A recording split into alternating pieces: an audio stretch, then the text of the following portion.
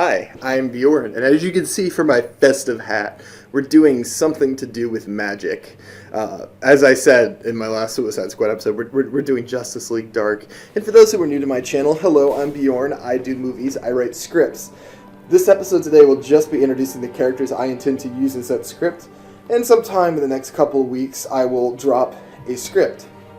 That script will be fully voiced by myself, and you can, follow along with the story. This movie will have some continuity to some of my previous DC stuff, namely the Suicide Squad content. I'll put an annotation above if you want to watch it. That's a lot of content, and it's not 100% necessary to understand this. A few of the characters that I'm using in this appear there. So if you want the understanding of where those characters come from and what they're doing here, you can watch that, but it's not really mandatory. This is sort of its own standalone thing. Without further ado, let's go ahead and sort of get into what I'm doing here. Obviously, this is Justice League Dark, a team of DC heroes that are magic adjacent. They tend to have some magical qualities. The series was fairly popular. There's a couple animated movies, but nothing has ever been done in live action.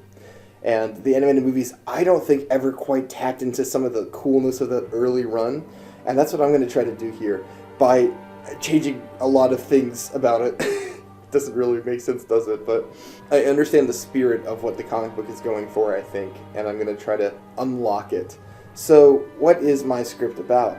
It's about the Justice League Dark racing against John Constantine and a villain who I'll get into later, all in search of something called the Dawn Spear, a magical artifact left behind by an ancient magi with extreme power that the Justice League Dark thinks is way too dangerous to be left in the hands of men. And John Constantine wants because he's an egomaniac who wants to use its power for himself. But maybe there's more to it than that. So yeah, my team will be up against John Constantine while also kind of working with him. He's always been kind of an anti-hero to the Justice League Dark. He can be villain or hero to them, member or antagonist, and I think that's really cool. And I'm going to be kind of keeping that energy in my script. So let's go ahead and get into our characters. Our first member of Justice League Dark, it's obviously John Constantine, and I would say he's the main character of the movie. It's going to focus very heavily on him, fleshing him out, understanding his character, and his dynamics with some of the other Justice League Dark members. What makes a man like John Constantine such a dick? That's sort of what we're going to hope to answer with the script going forward. Our next member is obviously another Justice League Dark mainstay, someone who's mandatory on any team. Zatanna, the magic lady. Her father, whose name is Zatora, or Zataro, I don't know quite how to pronounce it, but I can see it in my head. He was a powerful magi with lots of skills, but unfortunately he has disappeared in my version of Justice League Dark for some time, leaving her all on her own. And she has been sort of taught a lot of his magic. She's very powerful in herself, and she has a heart of gold. I would say what makes Zatanna very interesting is, unlike a lot of the other members of Justice League Dark, she's not an asshole. She's very nice and tends to try to do what's best for people. In my continuity and in the comic continuity, she had an on and off again relationship with John Constantine when they were both raised under Nick Necro, a mage. I'm gonna sort of change Nick Necro from his weird comic book version where they're like sleeping with the teacher kind of thing. I don't care for that. So Nick Necro will be older than Constantine and Zatanna in my iteration. And he worked as sort of a mentor for them briefly, and then they obviously had a falling out. John Constantine and Zatanna are not together at the beginning of this, which is, I think, where they're the most interesting. Alright, my next character, Shade the Changing Man, another founding member of the Justice League Dark, and a character who appeared for 2 movies in my Suicide Squad script. Obviously, post that script, I'll keep it spoiler-free for those who haven't seen it, but he's faced some major changes in his life, and he's currently teamed up with Madame Xanadu and Dorothy Spinner, characters we'll get into in just a second, to found the Justice League Dark.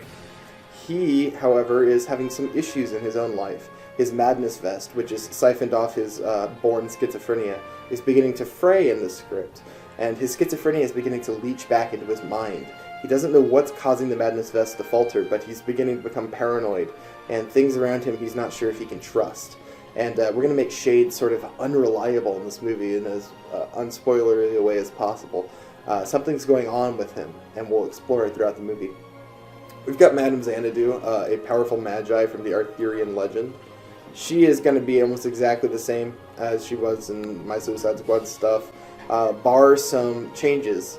At the beginning of my script, Madame Xanadu is seeing horrible visions of the future, which sees the Justice League Dark and most of Earth dead, and she doesn't know what's going to cause this horrible catastrophe, but she knows there's one thing that causes it: the Dawn Spear. She's been seeing visions of it atop piles of corpses, and she wants to get to it and use its own power to destroy it before anyone else can. Oh, hey Asher, dog interruption. It wouldn't be a... Oh, shit. Ooh, look at that. It's like spines coming out of that, just stuck right into my chest. Alright, puppy. You got a ball? You're so proud of yourself. Okay, so I'm just going to leave him here and keep going. Dorothy Spinner is our last member of the Justice League Dark that people knew about going into this. She is from my Suicide Squad team and has the ability to turn her imaginary friends into physical beings. Only in this script, there's some changes in her life too, because her powers are also beginning to falter. Her imagination isn't what it used to be as she grows up. This movie will be set about 6 or 7 months after the last Suicide Squad. So she's almost 13 and a half now. And she's beginning to worry that her powers will falter. In addition, she's trying to use her powers to bring back someone she lost in the previous movie. If you've seen it, you know what I'm talking about, probably. That'll make for very interesting character development. Now, who is our last member of Justice League Dark? I have not revealed yet. It's Dr. Mist. This guy is kind of obscure. I think he was in like 4 issues of Justice League Dark. Who is he? Well, Dr. Mist is an ancient African king who, in the comic books, steps into something called the Pillar of Life and becomes immortal and is granted magic powers. In my script, to tie into the name, which doesn't really make sense, does it? They never really say why he's called Dr. Mist. A strange cloud of mist falls over the kingdom he rules, and when it's gone, he's found himself immortal. For years, he watched as people he loved died, and then new ones were born, and he ruled over his kingdom, but became something of a tyrant, and his own people turned against him, forming a rebellion. He couldn't bring himself to kill them, so instead he put himself into exile, and for 1,000 years, just lived by himself in a cave, trying to understand his own mind, until he finally decided to re-enter the world, to discover the modern world. He married someone and fell in love, but again, she grew old and died. And now it's been 3 years since his wife had died, and he's trying to deal with the grief that outliving everyone you love has brought him. And he's going to be a member of our team, someone Madame Xanadu recruits. His powers in my script are going to be different. In the comic books, he just is a magi who becomes immortal, which is weird because the magi are already kind of immortal. It feels like a lot of clunkiness that doesn't need to be, like, there's no point to the Pillar of Life, right? Like, what's the point of it? So in my script, he is made immortal by it, and his only magical capability is magic he can absorb from other people. He's like a battery. Anyone who shoots magic at him, he can return fire it. An ability which will be unique to him in my universe. Kind of cool, and I just kind of like the vibe Dr. Mist brings. Well, there will be some other characters that appear in this who aren't members of the Justice League Dark, but are allies or people they turn to when they need help. Nightmare Nurse, a woman with the ability to heal any magical injury, will appear in my script. There you go. And that's really it. Anyone else I'm going to leave a surprise. And there are quite a few surprises. So, let's get into our villains. Who are they? What do they want? It's Nick Necro. I already talked about him, so surprise. Nick Necro is my main villain. He appears kind of as a villain in Justice League Dark, but is so quickly dealt with that he's basically a non-factor. I'm going to change that. Nick Necro will not be a non-factor in this movie. I won't focus on the villains too much in this movie. It will be squarely focused on the heroes. But that being said, Nick Necro is pretty brutal, and he wants the Dawn Spear. Spear which has the ability to control life and death and even alter reality. It's extremely powerful. The mage who created it hid it away and left only a map that he thought someone who was worthy could follow, because he couldn't bring himself to destroy the spear himself. So obviously Nick Necro wants the spear to do something bad. I won't get into that here. I'll let the script sort of lean into that. He's a very wealthy individual who has considerable magical knowledge, maybe equal to or greater than Constantine and Zatanna. And he's used his money to hire himself a magical army. And who are those characters? Well, first off, we've got Element Girl, a woman who is imbued with the magical ability to control the elements, earth, wind, water, fire. And she is also not quite right in the head. Much like Shade, she's been on the wrong side of mental illness. And she's sort of lost her mind. And that's not an understatement. She's very much lost her mind. And so she's very unreliable and sort of insane, and makes for a very interesting heel as a henchman. Our last guy is a villain who appears in one issue of Justice League Dark, and his name is Mind Warp. Now, Mind Warp has the ability to astral project an energy being away from his body, which can physically alter the real world, but can't be damaged by anything that isn't magic. Kind of a cool power. He's another henchman for Nick Necro. And there might be some more, but you're not going to find out here. You'll have to wait and see in the script. Alright, that's all. I want to pitch this movie as sort of Justice League Dark meets Indiana Jones. They're looking for a lost artifact, but also having to deal with magic and their interpersonal conflicts. While there might be something larger brewing in the distance, maybe something the Justice League Dark doesn't quite understand, and the only member who's seeing glimpses of it is Madame Xanadu, who's horrified about what she sees but doesn't quite understand. The first episode will come out fairly soon, so y'all can look forward to that. In the meantime, let me know what you think is going to happen below. Let me know what characters you think might die, and I'll see y'all in the next one. Remember to like and subscribe if you enjoyed the video. Adios. Hello, I'm Bjorn, and I do movies, and welcome back to the House of Mysteries, because today we're doing the first act of our Justice League Dark movie. I've been really excited for this one. I've been building up to it for a while. Just a warning to people who are new, there is a video before this where I introduce the characters. It's not mandatory, but it might help with some context. In addition, if you're really new to my channel, this does have continuity with some Suicide Squad sequels I wrote. A few characters that appear in this first appeared there, and a lot of the context of their general character will be from those movies. So if you are okay with that, you can watch this and just try to piece together some of the stuff that happened in those movies, or you can go watch those and come back here whenever you're finished. There's a lot of them, honestly. I'm sorry, guys. This is the problem with continuity. But otherwise, you can just enjoy this. So if you're confused as to why I'm not really introducing certain characters, that's the reason why. They were previously introduced. Alright, I'm really excited to share this script with y'all. It's very different tonally than some of the stuff I've gone before, and real fast I'd like to go over some of the themes I plan to explore with this movie going forward. I always try to set up a theme in my movies, and sometimes I have greater success at achieving it than other times. The theme for this movie is one I've sort of explored before. It's a theme that I really like and engage with, and studying a lot of the characters of Justice League Dark I'm going to focus on, namely Dr. Mist and John Constantine. I realize that a lot of them have some things in common with each other. Grief, struggle, and regret. And that's really the theme of my movie, is grief, dealing with death, and allowing oneself to move on. And I heavily explore those themes in this movie. So without further ado, let's get into the script. We open on the DC Warner Brothers logos as the song Strange Magic by ELO plays. From there, we cut to a cross hanging from an old church. The camera moves down until we can see two closed coffins. We pull back and see a 13-year-old boy sitting in the audience. Tears flow from his eyes as he stares blankly at the coffins. The rest of the room is empty, except for a priest in the back. No one else came to the funeral. We see the priest slowly approach the boy. When he reaches him, he puts a hand on his shoulder. "I'm sorry, John. Loss can be unbearable. You may find yourself asking why without an answer. But God works in mysterious ways. He lays out a path for each of his children. Though you might not see the journey he wants you to walk yet, he knows you'll be happier once you reach your destination." The boy says nothing. He just looks at his hand. We see a bandage wrapped around his right hand. The priest nods, as if in understanding, and says, "There's a woman here to see you. She's with the government. Would that be all right?" The boy just nods his head. The priest says, "All right, son." He walks away, and we see him briefly talk to a woman in a suit. She smiles and puts a hand on the priest's shoulder. She makes her way over to the boy. She says, "John Constantine. I'm Amelia Briggs. I'm with Child Services." John doesn't look at her or say anything.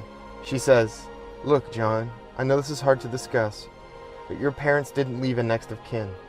You don't have any immediate family. We don't have another option.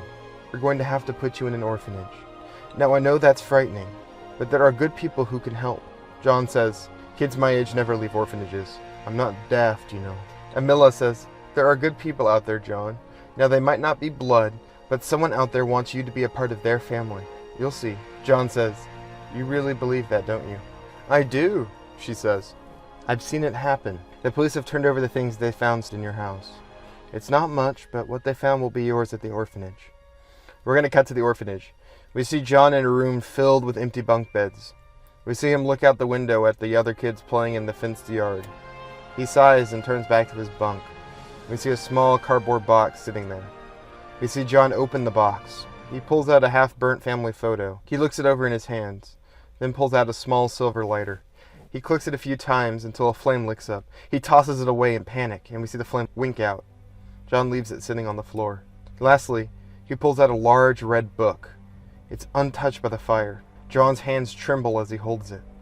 He sets it down on the bed and steels himself. He opens it and flips through the pages. We see spells and words, strange languages and symbols. It's a book of magic. He finally stops on a brightly colored picture of a spear surrounded by multicolored light. John reads its name aloud. Dawn Spear. We see him read. We see flashes on screen of phrases like resurrect the dead, control reality, manipulation of the living. We see John's eyes light up as he smiles for the first time since his parents died. We see the colorful picture of the Dawn Spear reflected in his eyes. The camera zooms into them until darkness fills the screen. In this blackness, we get the title drop, Justice League Dark, the Dawn Spear. We exit from the darkness and see a small stone house built atop a mountain. Snow whips around the building and wind blows hard. We see text on screen that says 18 years later. We see a woman in a dress appear from thin air in front of the house. We cut to the inside of the home. We see Dr. Mist making a cup of tea. He boils a kettle, then pours hot water into a cup. On a counter, we see a photo of him with a young woman kissing him on the cheek. We see his face. It's hollow and sunken. His eyes are red as if he's been crying. He carries the tea towards a table in the center of the room. As he does so, we see a noose hanging from the rafters. He moves past it and sits at the table. There we see another photo. It's Dr. Mist with the same woman, only she's much older, and he hasn't aged at all. He runs a finger across it. He picks up a bottle of alcohol and pours it into his tea. He takes a sip. Suddenly, there's a knock at his door. Dr. Mist stands up and looks at the door with confusion. He cautiously approaches it. He opens it, and we see Madame Xanadu. She asks, "Do you mind if I come in out of the cold?" Dr. Mist says, "What do you want, Xanadu?" She says, "Just a moment of your time. I have a proposal." Mist says, "Fine." She enters and he shuts the door behind her. Dr. Mist asks, "Do you want any tea?" And Xanadu says, "No, thank you." She picks up the picture on the table. She says, "I was sorry to hear about Sarah. She was a kind soul." Dr. Mist turns to look at her with hate. He says, "Enough empty platitudes. What are you here for?" Xanadu asks, "Have you ever heard of the Dawn Spear?" Dr. Mist says, "Of course. The last artifact made by the wizard King Midas before his death. He claimed it was able to change the fabric of reality." "Why?" Xanadu says, "Because I've had a vision of the future. Something bad is coming. The end of the world, the deaths of billions. At its center, I see the Dawn Spear." Confusion lights across Dr. Mist's face. He says, "Show me."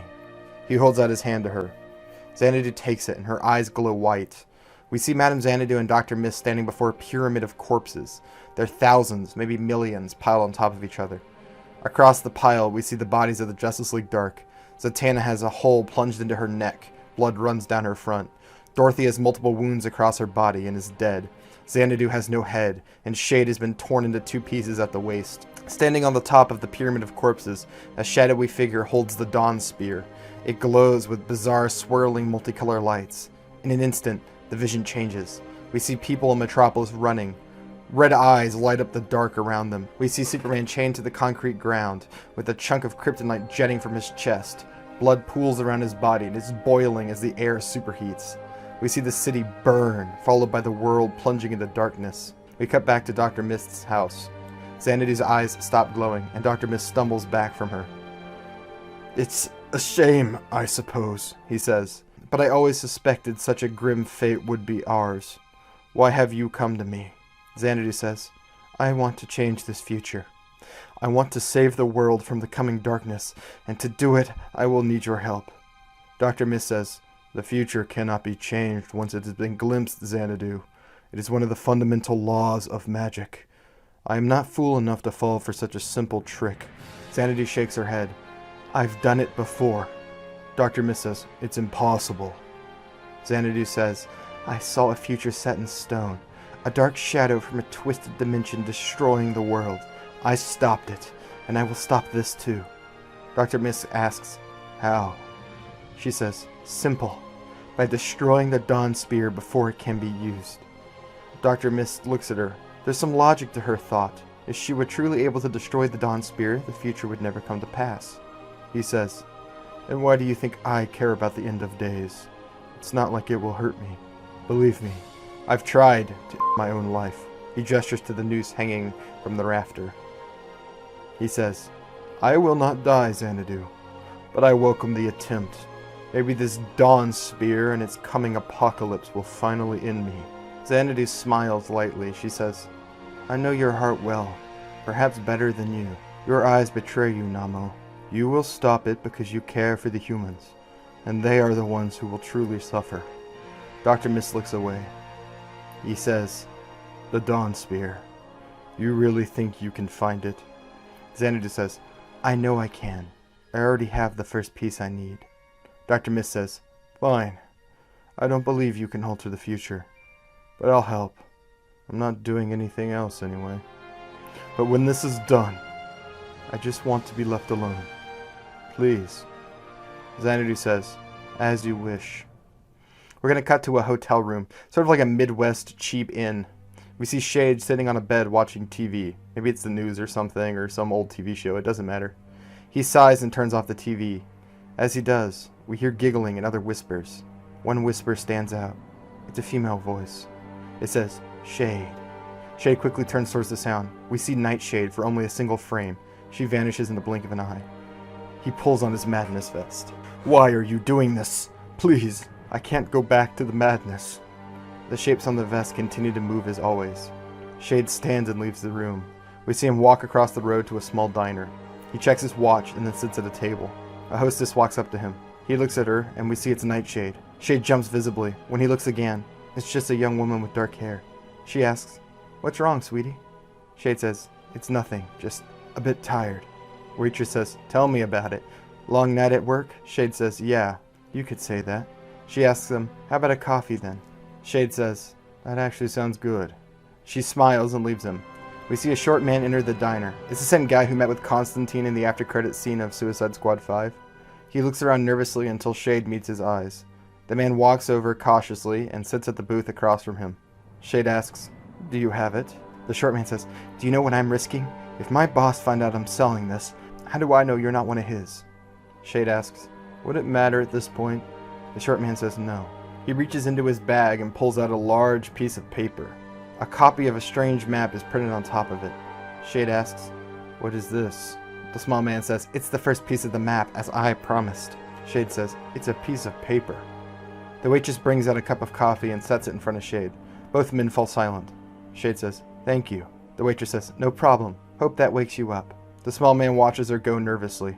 He says, like I told the lady I talked to on the phone, I already sold the original. This is a copy. You knew what you were getting. Shade says, fine, I'll take it. He tosses him a doggy bag. The man opens it up and looks inside. We see money. The man says, you never saw me. He slides the paper copy of the map over and leaves the table.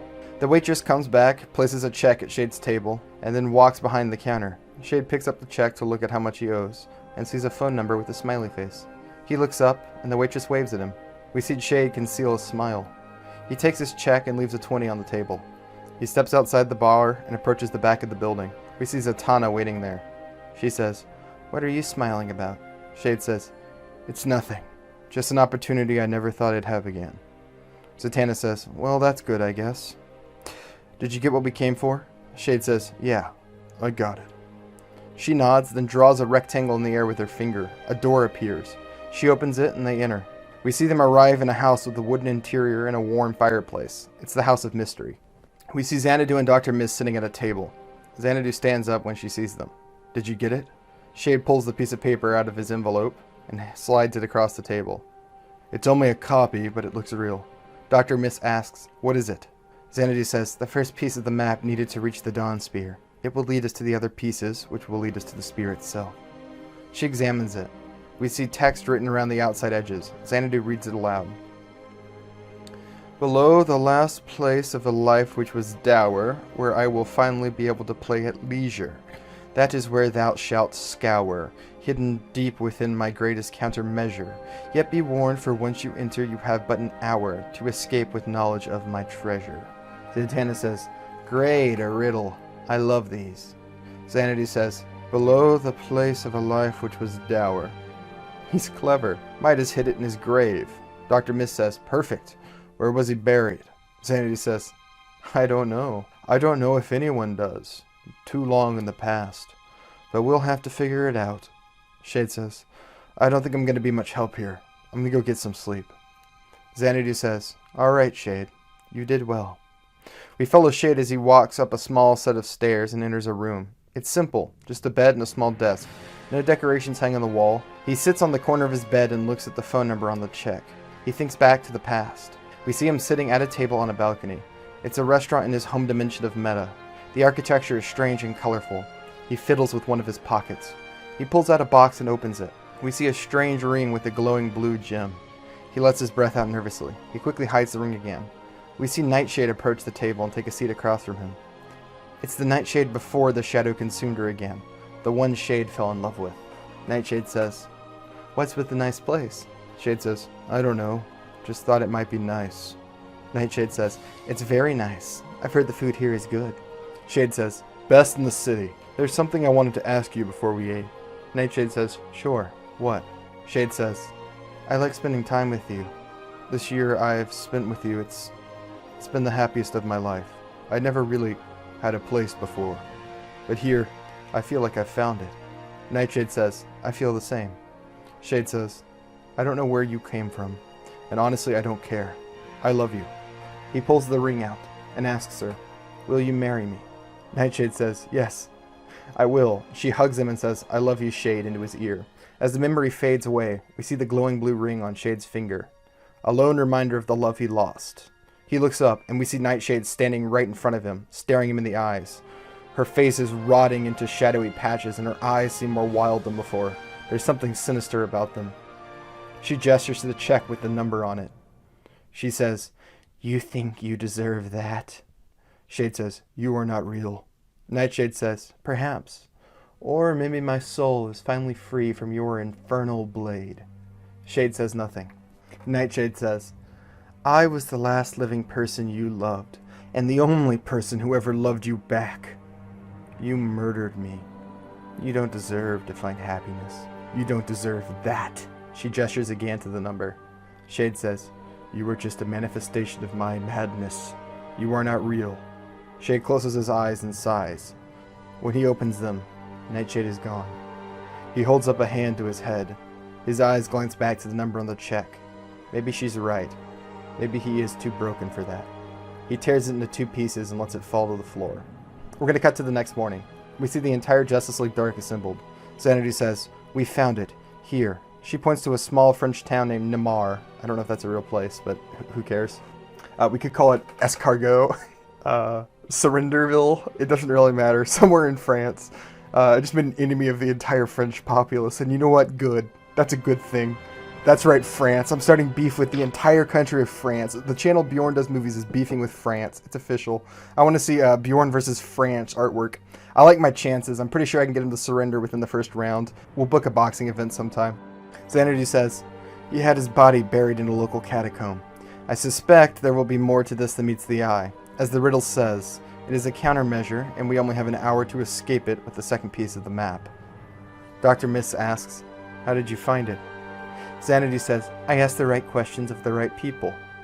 Dr. Mist eyes her, but says nothing. Something suspicious about that answer to him.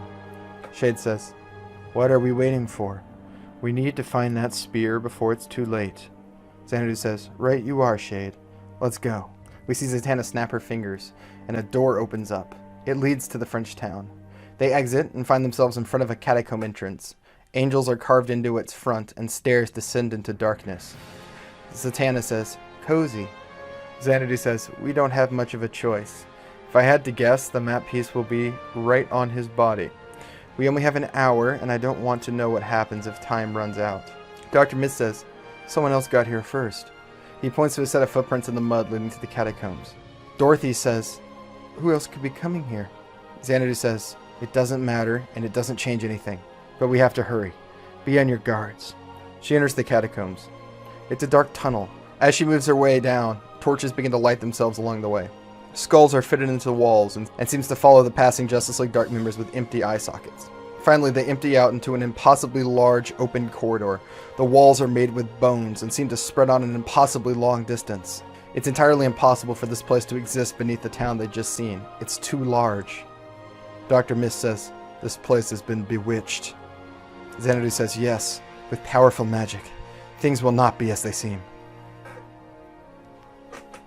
Zatanna looks across the massive room and spots a gilded coffin.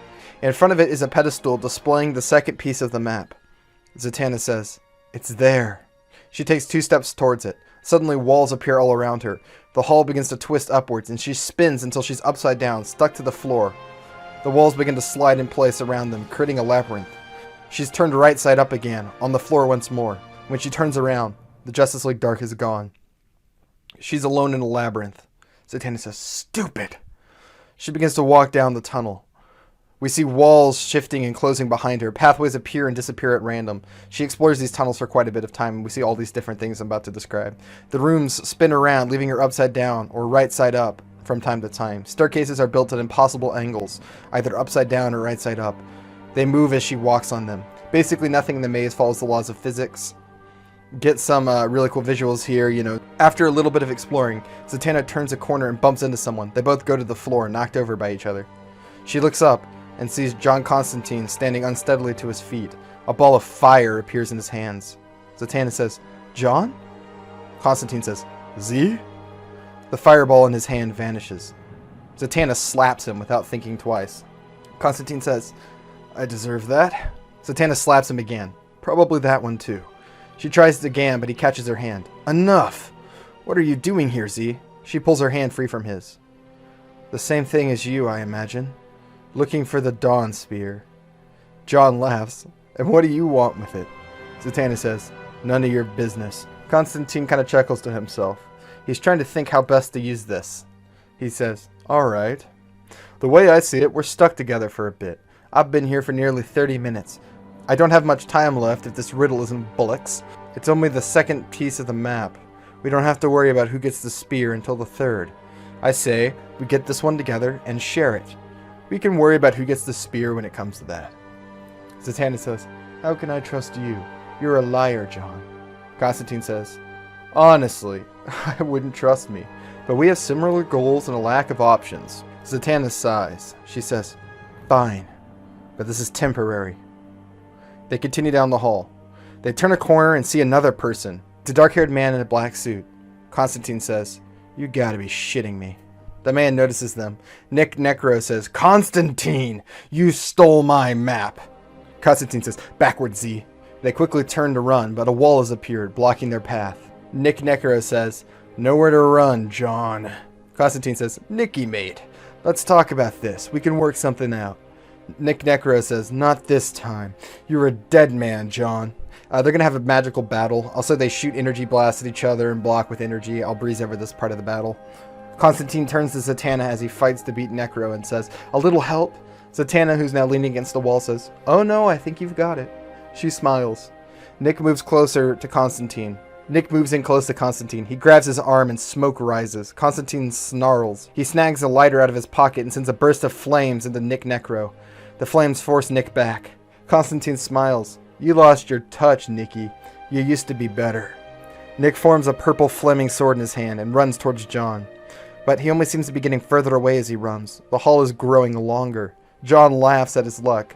Nick screams. He throws a firebolt at John. It flies through the long hall. Constantine jumps out of the way and it catches the edge of his duster. We can see it singe it slightly. A wall forms between John and Nick and the maze shifts again. Constantine turns to Zatanna. "I don't know how long the maze will hold him. We need to hurry." Zatanna nods and they run down the hall of the catacombs. Behind them, a wall shifts into place as the main changes again, and a new doorway opens up. Zatanna asks, "Was he someone else you burned?" Constantine says, "My teacher. Guess he did too good of a job." Zatanna says, "What'd you do to him?" Constantine says, "Well, the map piece was his. I paid one of his students to steal it for me. I imagined he wouldn't be too happy about it, but I thought I'd have more time before he found me." The floor twirls, tipping them upside down. They stick to the ceiling as if they were on the floor again. A big hall lined with pillars appears in front of them on the ceiling. The camera turns, making the ceiling the floor. The torches light one by one and reveal the pedestal with the map. We see skeletons littering the ground. Constantine says, well, that's a trap if I've ever seen one. Zatanna says, how do you want to handle it? Constantine checks his watch. The fast way. He walks forward without a care in the world. Suddenly, the dead skeletons scattered about the hall begin to stir. They climb to their feet. Each one holds daggers. Constantine says, not what I was expecting. He fires an eldritch blast into one of the skeletons. It blows apart. Zatanna says, at least they die. Zatanna sends red lightning from her hand and destroys 3 skeletons. The room begins to twist in segments. Some of the skeletons are now upside down, running along the ceiling. John forms a flamethrower from his lighter, destroying 2 skeletons. Suddenly, a skeleton leaps down from the ceiling and lands on John. It tries to stab him, but he shakes it off. He pulls a sawed-off shotgun from the inside of his duster and fires. The skeleton disintegrates into ash. This is the holy shotgun. It's only featured in the movie, as far as I'm aware, the Constantine movie. And I'm not 100% a fan of that movie, but I really like the idea of John Constantine carrying a enchanted holy shotgun. That's so goofy that there was no way I wasn't going to put it in the script. So yeah, we're going to see the holy shotgun a couple of times. I want the design to look less like it does in that movie and more like a traditional sawed-off shotgun with maybe a couple crosses sprawled into the wood. I kind of want it to look like something that John just scrambled together himself and blessed either himself or got some shabby priest to do it. It just sort of fits the unkempt nature of the character, in my opinion. We see Zatanna rip the last 2 apart with a spell that forces them together, breaking them apart. Constantine says, nasty little buggers. He looks towards the podium, which is just in front of them now. We're going to cut to the rest of the Justice League. Dark. We see Shade barely jump away in time as a pit opens up beneath him. A wall opens, revealing a new path forward. Shade says, I'm over this. How long have we been in here? Dr. Mist says, 25 minutes, give or take. Dorothy says, there has to be some way to get out of here, right? It's supposed to be a puzzle. Xanadu says, I think the lack of logic is the point. This is an endurance test. They move past a hall filled with stone knights guarding long dead tombs. As Dr. Mist passes one, we see it move out from the wall behind him. It moves its sword up and impales Dr. Mist through the chest. It lifts him up on its stone sword and throws him aside. Dorothy screams. Dr. Mist barely reacts. He stands up and we see the wound in his chest close up. 5 more stone knights come stepping out of their coffins, each armed with a shield and a stone sword. Dr. Mist says, Xanadu, charge me. Xanadu thrusts her hands out and lightning arcs off them. It crashes into Dr. Mist's back. His clothes burn off and we see smoke rising from his burning flesh. When it's done, green mist oozes off his skin. That burns on his back heel. He holds out a hand and a green ball of energy flies out. It crashes into one of the stone golems, destroying it before smashing into a second one. It destroys that one as well. Shade steps forward and his madness vest begins to glow with different shapes and colors. He flicks out a whip of colorful energy and it slices one of the stone golems in 2. Dorothy holds out her hand and the cartoon octopus tentacles fly out of it. They constrict one of the stone knights, crumbling into pieces. Xanadu uses telekinetics to pick up one of the fallen stone swords. She throws it towards the last knight, slicing its head off. The rest of its body crumbles to dust. Dr. Mist says, well fought. Xanadu says, we must continue. We are running out of time, and I don't want to know what happens if we don't find the map in time. We're going to cut back to Constantine and Zatanna. The 2 stand around defeated skeletons. The map lies just in front of them. Constantine spares a look back for Zatanna. Vines grow up from the floor and ensnare her feet. She tries to pull her feet free, but can't. She tries to cast a magic spell, but the vines only grow up her body, and her magic falters. Constantine says, I wouldn't do magic. Zatanna realizes, this was you? Let me out. Constantine says, I can't do that. It was a pleasure catching up, Z, but I'll be taking this.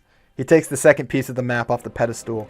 It magically binds to the piece he already has, forming one single piece of paper. Zatanna says, John, you bastard, you tricked me. Constantine says, sorry, love. I really need this. I'll make it up to you over dinner sometime. Zatanna says, I'm not your love, you snake. You're just gonna leave me here? Constantine says, don't worry, I'll release you when I'm gone. You'll be fine. Constantine turns to leave, but finds the hall blocked by Shade, Xanadu, Dorothy, and Dr. Mist. The rest of the Justice League Dark has arrived. Constantine says, ugh, bloody hell. Xanadu says, hand over the map. John turns to run the other way, but the room shifts once more, turning back into the large hall it started as. The map has been taken, and the puzzle solved. We see Nick Necro standing on the opposite end from them, near the entrance, blocking the way out. Nick says, Constantine! John looks back and forth between the Justice League Dark and Nick. He sighs. He turns back to Justice League Dark. He moves his hands out in the air, and Zatanna is freed from the tangle of vines. She walks up and snatches the map from Constantine's hands. Constantine says, "Shit. Tell me you have a way out of here." Zatanna says, "Of course." She draws a finger in the air and a door appears. She opens it, and the Justice League Dark all rush in, Constantine in tow. She shuts it behind them. They are now safely inside the House of Mysteries. Constantine looks around and says, "This is new. What is it?"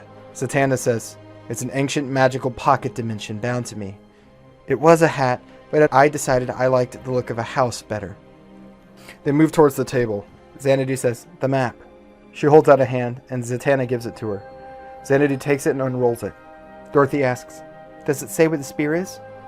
And Xanadu says, "No, this map will lead us to the third and final piece needed to find the spear." Constantine says, "Well, does it tell us where to find that?" Zatanna says, "You don't talk." John mimes sealing his lips and throwing away the key. Xanadu says, "It appears to be written in Ultranonic, a dead language belonging to the ancient mages. It will take me a few days to decipher. This task was meant to be one of the mind, it would seem, testing our scholarly knowledge." Dr. Mist says, "I am familiar with the dialect. There was a time when it was not so extinct. I can help." Shade says, "I think we need to talk about the elephant in the room." His eyes dart to John. Xanadu says, "Very well, John Constantine. You are after the Dawn Spear. Why?" Constantine smiles. "Power. The Dawn Spear is the greatest work of magic in the universe. I want it." Xanadu says, "Well, your motivations are simple at least. Still, I cannot allow you to have it." Constantine says, "Why not? Plenty of magic in that spear. I'm willing to share if you are." Xanadu says, "We do not intend to use it. We are out to destroy it." Constantine says, "Destroy it? Why the bloody hell would you do that?" Xanadu says, "Because I have glimpsed the future. The spear needs to be destroyed, or it will be the end of all things. If we destroy it, that future will not come to pass." Constantine says, "You had a vision. Show me." Xanadu offers him a hand. John takes it. We see the same vision as before. When we see the piles of corpses, John's eyes linger over Zatanna's dead body. He looks at the wound in her neck and her dead eyes. His eyes grow somber. Xanadu says, "This is the fate that awaits us all, unless I destroy that spear." Constantine smiles. He says, "Bloody hell, I thought it would be the Siggies that kill me. But you've convinced me. I'll help you get the spear." Dr. Mist says, "And when we do, what then?" Constantine says, "We destroy it, mate, like you said." Xanadu says, "Very well, Constantine. Welcome to the Justice League Dark." Zatanna leaves the table in a huff and walks down the hall. Constantine looks after her and says, "If you'll excuse me." He tries to follow her. He manages to catch her outside her room. He says, "Look, Z, I want to apologize for the way I left things." Zatanna says, "You mean the way you left me? I waited for you, John. The least you could have done was told me you were going. I can't believe I didn't see what you were. I won't make the mistake twice." Constantine says, "Zatanna, it doesn't have to be like this." Zatanna says, "I think it does, John. You may have fooled the others, but I know you better. You'll never change. You'll betray us for even the slightest benefit to yourself. Power is the only thing you ever cared about. Night, John." She enters her room and shuts the door behind her. We see Constantine try to hold up his hand as if he's going to knock, to try to make things right. He pulls his hand away and moves down the hall. He lights up a cigarette with the lighter we saw at the first scene. He mumbles to himself, probably for the best.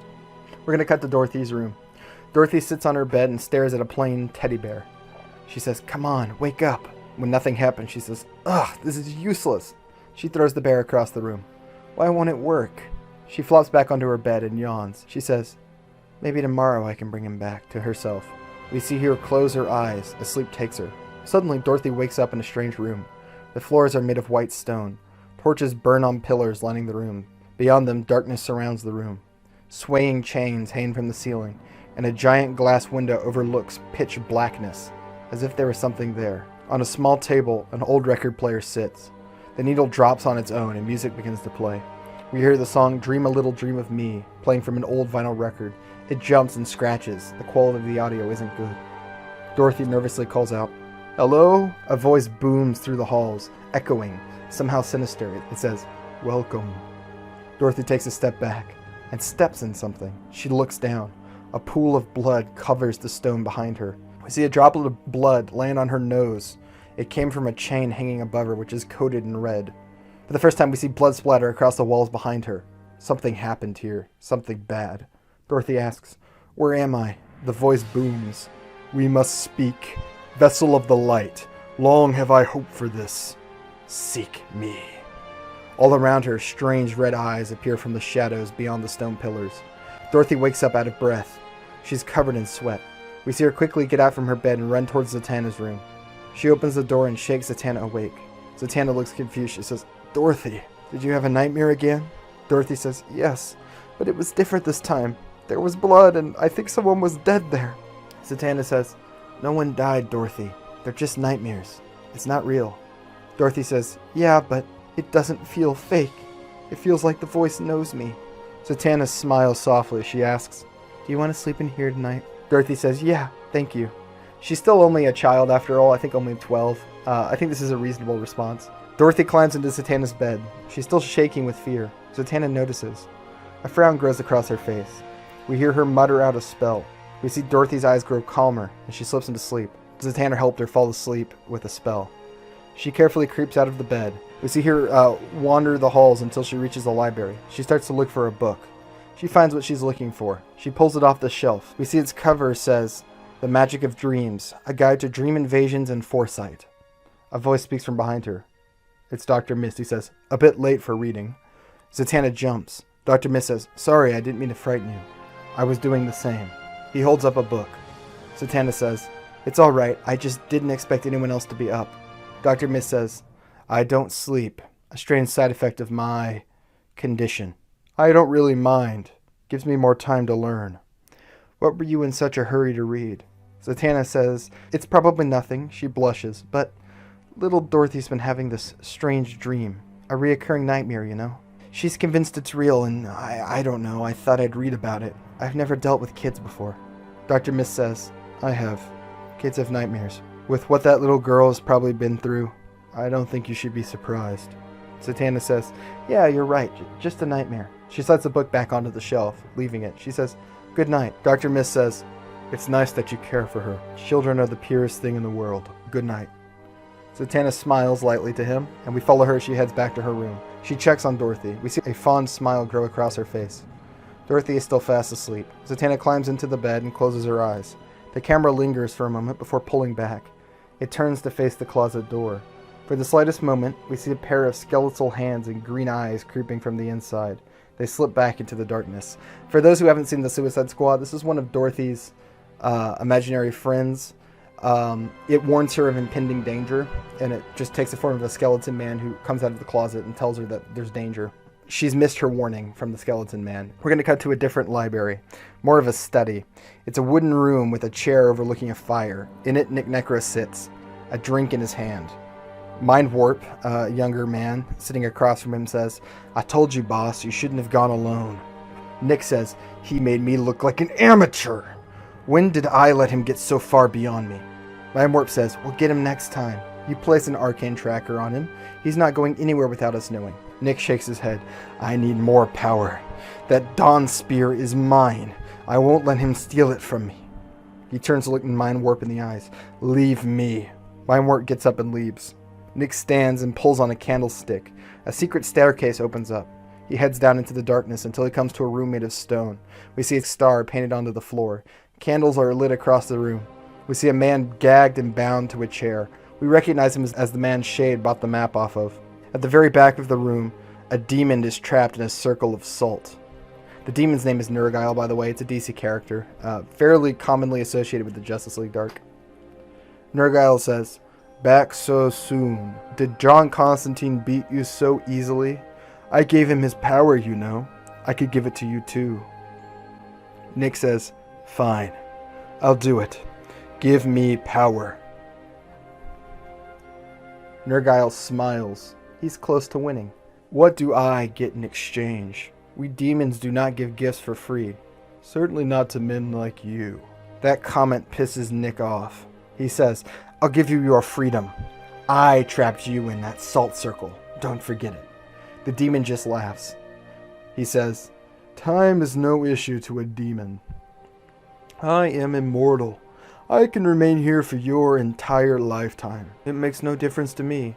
You'll have to do better." Nick moves across the room towards the bound man. He holds his knife up and says, "I give you the blood of the unworthy, spilled unwillingly." He takes a knife and stabs it into the bound man, tossing him to the floor. Blood forms pools around him. The flames of the candles dance higher. Nergal says, "Enough perhaps for some power, yet not enough to beat John Constantine. I gave him much." Nick stares the demon down. He slowly removes his shirt. Nick Necro says, "I give you my blood and my soul." Nick takes the knife and carves a star into his chest. Blood runs down his body and coats the floor. Nergal laughs. This is something that amuses him. He says, "Your sacrifice is accepted. The powers of hell are yours." Nick walks over and kicks the salt circle. The demon walks free from its prison and approaches Nick. It places a single red finger on Nick's head. We see blue fire appear in Nick's eyes. He throws his head back and laughs. His veins grow bright red and become clearer under his skin. His muscles seem to grow stronger. There's something so sinister about the power he's been given. The candle's fire grows up as bright and as tall as it can. Nergal smiles. He says, "Be seeing you." The candle flames all snuff themselves out, leaving the room in darkness. And that's where I'm going to end the first episode. A pretty good beginning to our first act, and setting up a lot of stuff to come. As y'all might be able to tell, this is a fairly large, epic movie. I wanted this to feel more like the scope of a Justice League project. So we've got quite a few things going on, and I think by the end of the movie it'll all come together. Alright, a pretty interesting first act. Every character has something going on. I have a much smaller cast in this movie, which is wonderful. I get to give every character direct character development and things to do, which is really nice. Going forward, John will be more of a mainstay on the screen time front. He isn't in the script until about the halfway point for narrative reasons, but going forward he will be our main character, and he's going to be getting a lot of the screen time. In fact, he hogs a lot of the screen time. If you guys enjoyed this, go ahead and leave it a like, and maybe think about subscribing or turning on notifications.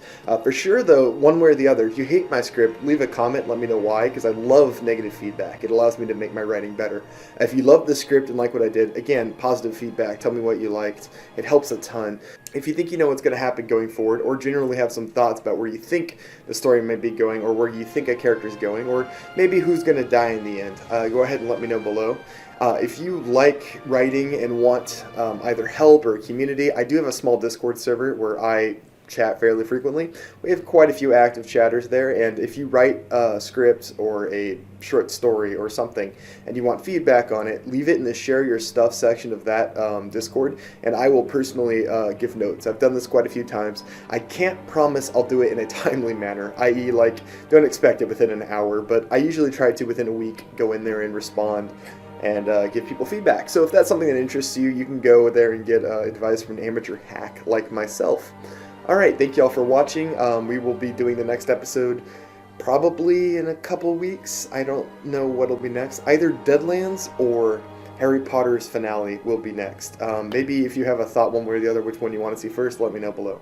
I'll see you all in the next one. Hello, I'm Bjorn, and welcome back to Writing a Justice League Dark movie. We are doing the second act, and I know I've been gone for a while, guys. I haven't really uploaded anything in basically a month. It's been like 2.5 weeks, and I had planned to put this out like 2-3 weeks ago, and I just got held up. I got busy with real life stuff, and it just didn't happen. I'm sorry, but hey, it's out now. I should have some content coming out sooner rather than later, and I'm sorry for the dead month. That's my bad, honestly. I try to keep content coming, but sometimes, you know, real life stuff just gets in the way. So I'm not going to hold you up any longer. Let's just jump right into the script. Just a reminder, this is part 2 of a series. If you have not watched part 1, I would highly recommend going back and watching that. Otherwise, you're basically starting this movie 45 minutes into its runtime. Not something that's ideal. So the link will be in the annotation above if you want to go back and watch that. Alright, we're going to open on Dr. Mist, arriving at an ordinary-looking suburban home.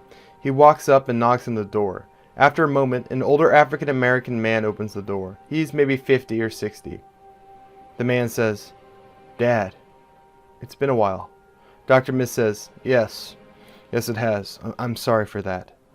Miss Sun says, "Kelly graduated from college last week. Can you believe that? They grow up so fast." Dr. Mist says, "More than you know." Miss Sun says, Look, Dad, I'm glad to see you. Did you work out what you needed to? Because the girls and we miss having you around. Dr. Miss says, almost. I promise, I've got one last thing to do. Then everything will go back to how it was. His son says, I know Mom dying hurt you. Bad. And I can't imagine what it's like to be someone like you. If you ever need to talk, I'm not a little boy anymore. I'm here for you. Miss says, I know. I just have one more thing I have to do. I promise. Miss Sun says, just tell me this, Dad. What is it you're after? Dr. Miss goes quiet for a second, and then he answers, do you really want to know the truth? His son says, I do. Miss says, I'm old, son. Older than this country. Older than any living civilization. I have seen kingdoms rise and fall. I've seen people born, grow old, and die. I've watched everyone I ever loved outlive me. I'm tired. The truth is, I want what I've always wanted, to be mortal again, and I'll do whatever it takes. We're going to cut to the outside of the house. We see Zatanna leaning against a telephone pole. She asks, did you do whatever you needed? Dr. Miss says, yes, as he approaches her. Zatanna says, good. Xanadu thinks she might have translated the map. Dr. Miss says, right. Zatanna snaps and a door appears. They enter it. We see Xanadu standing over Shade, who's laying on a couch. We see Xanadu moves magical purple tendrils across his body. She says, how long ago did it start? Shade says, a week, maybe 2. It's hard to tell for sure. Xanadu says, I feel it. Your mind is beginning to lose itself. The magic in your vest is faltering. If this continues, your madness will return in force. Shade asks, can you fix it? Xanadu says, I can try. Even more magic tendrils grow out of her hands. They move back and forth across the madness vest. We see colorful shapes moving back and forth across the vest as well. Xanadu winces. She says, your madness vest, its magic is unbelievably complex. It seems to have a will of its own, almost as if it's sentient. It's blocking me out. The tendrils fall away, and she stumbles back. I'm sorry, Shade. This magic is beyond my ability to repair. Shade asks, how long do I have till the madness returns? Xanadu says, I'm not sure. A few days, maybe even less. Even as I searched its spell workings, I could feel its grip on your mind slipping. Shade says, I can't go back, Xanadu. Not to the paranoia, or to the terrors that follow it. I won't go back. If I lose myself, please, in my suffering, you are the only one I trust to do it. Xanadu says, I'm sorry it's come to this, Shade. Shade says, perhaps it is what I deserve. Xanadu says, no, you never deserve this. If the moment comes, I'll do what you ask. Just let me know if Nightshade appears to you in the meantime. I might not be able to permanently fix your problem, but I might be able to give you some small comfort. We see Shade look to the left. We see Nightshade sitting in the corner of his room. Darkness spills off her body. She smiles in a wicked, sinister way. She turns her head into the light, and we can see that it's rotting. Her eyes are white and lifeless. Shade says, it's been a few hours since I've last seen her. Thank you for your help, Xanadu. I will let you know if anything changes. Xanadu says, it's the least I can do, Shade. Come, the others will be returning soon. We're going to cut to the planning table. We see Xanadu, Dorothy, Constantine, and Shade gathered around the table. A magical doorway opens, and Zatanna and Dr. Miss step forth. Dr. Miss says, Xanadu, is it true you translated the map? She says, I have. Zatanna asks, what does it say? Xanadu says, the last piece of the map is hidden within the forgotten and lost. The last piece of the map is hidden within the realm of the lost and forgotten. Scatarius. Constantine says, never heard of it. Xanadu says, few have, such is its nature. It is a realm woven into the fabric of the multiverse, uniquely shared by all of them. It is a place where all things truly lost, erased, or forgotten end up. Dr. Miss says, I've heard tales of it, myths mostly. It's supposed to be a dangerous place. Xanadu says, that is an understatement. It is home to endless horrors and unlimited possibilities. It is a place that does not abide by the rules of any one world, and it is certainly not a place you travel to lightly. Yet, that might be the last of our worries. Zatanna frowns. Why is that? Xanadu says, because accessing Scatarius is difficult to say the least, unless you want to be forgotten or erased from existence. Constantine says, I'd like to avoid that if possible, on account of being fond of existing. Dorothy says, but we went there before, with the portal ring. Xanadu says, yes, a true portal ring is one of the 3 ways I know to reach the realm of the lost safely. Shade says, well, that's great. Let's just use the portal ring and get this over with. Xanadu says, that's the issue. I don't have it anymore. It was lost to me a few months back. Constantine says, here, I've got one. He slips a small copper ring onto the table. Xanadu smiles. That is not a true portal ring. It is a reproduction of sorts made by modern sorcerers. A true portal ring is a far more ancient object, and would be very difficult to find. It would take me over a year to do so. Maybe 6 months with some luck. Time we do not have. Dr. Mist says, you said you knew another way. Xanadu says, 2, actually. We could take the runestones of Dakarmoth. I would not recommend that. The runestones take its pound of flesh from anyone who uses them to travel. And that is quite literal. No, the runestones are our last resort. Constantine says, what about the 3rd way? Xanadu says, that might work. The price will be high, but manageable. Alas, I see no other choice. We'll have to see an old friend to call in an old debt. In Cairo. We're going to cut to Cairo. We see the team approaching a building in Egypt. We can see the pyramids like looming in the background for kind of a cool visual. Xanadu says, be careful what you say here. They enter what appears to be a hookah bar. People sit in the corner booths and smoke on the hookah. You know, normal stuff you'd expect to see in a place like this. A man stands at the bar. He's tall and large. Almost like a sumo wrestler, but more muscular. He turns with a jovial smile and says, how can I help you? When he sees Xanadu, his smile grows. Xanadu! How good it is to see you. What's it been, 3 millennia? Xanadu says, 3.5. The man says, too long, too long. To what do I owe the pleasure of your fine company? Xanadu says, I need your help. The Jinn says, ah, I am of course at your service for the proper price. What is it that you seek? Xanadu says, safe passage to Scatarius and back. The man furrows his brow. Well, grave request indeed. The realm of the lost is not a place I usually travel, if ever. Yes, I think I can do it. How do you intend to pay for such a voyage? Xanadu says, I wish to trade my favor. You owe me a great deal, Jinn. Jinn says, that I do. Very well. It must be serious if you're finally trading in your favor. Your last wish is my command. We shall go to Scatarius. Come, come. He moves back further into the building. We see strange shelves filled with odd objects. The others follow him through the twisting mess of halls and cluttered junk. He leads them upstairs to a room filled head to toe with junk. He begins to dig through it. I left it here somewhere. Where did I leave it? Ah, here it is. He pulls out a Persian rug. It's wrapped up like a tube. He says, this way. He heads up another flight of stairs. Dorothy asks, how's a rug going to help us get to Scatarius? Jinn says, little girl, it's no ordinary rug. It is a magic carpet. They reach the roof. It's empty and flat. Jinn throws out the carpet and then snaps. It grows larger until it fills most of the roof. It ruffles up and forms seats from the carpet. Jinn says, get on. The Justice League Dark look at each other awkwardly, but do as he says. We hear the song Magic Carpet Ride begin to play. Yeah, a little on the nose, but I thought it was too funny to ignore. The carpet lifts up off the ground and begins to fly into the air. It picks up speed as it flies through Cairo. Soon it's going so fast that the world beyond is a blur. Colorful energy begins to stream off the carpet. In front of them, a dazzling array of colors spiral together. By the time they're through the other side of it, they've entered Scatarius. We see a vast sandy desert. Looks something like the Gobi Desert, like vast dunes, really cool. We're going to cut to Nick Necro's office. We see Nick wake up from his place on the floor in his basement. He stands and looks down at his chest. The carved pentagram glows orange like burning coal. Nick smiles. He makes his way up the stairs of his basement.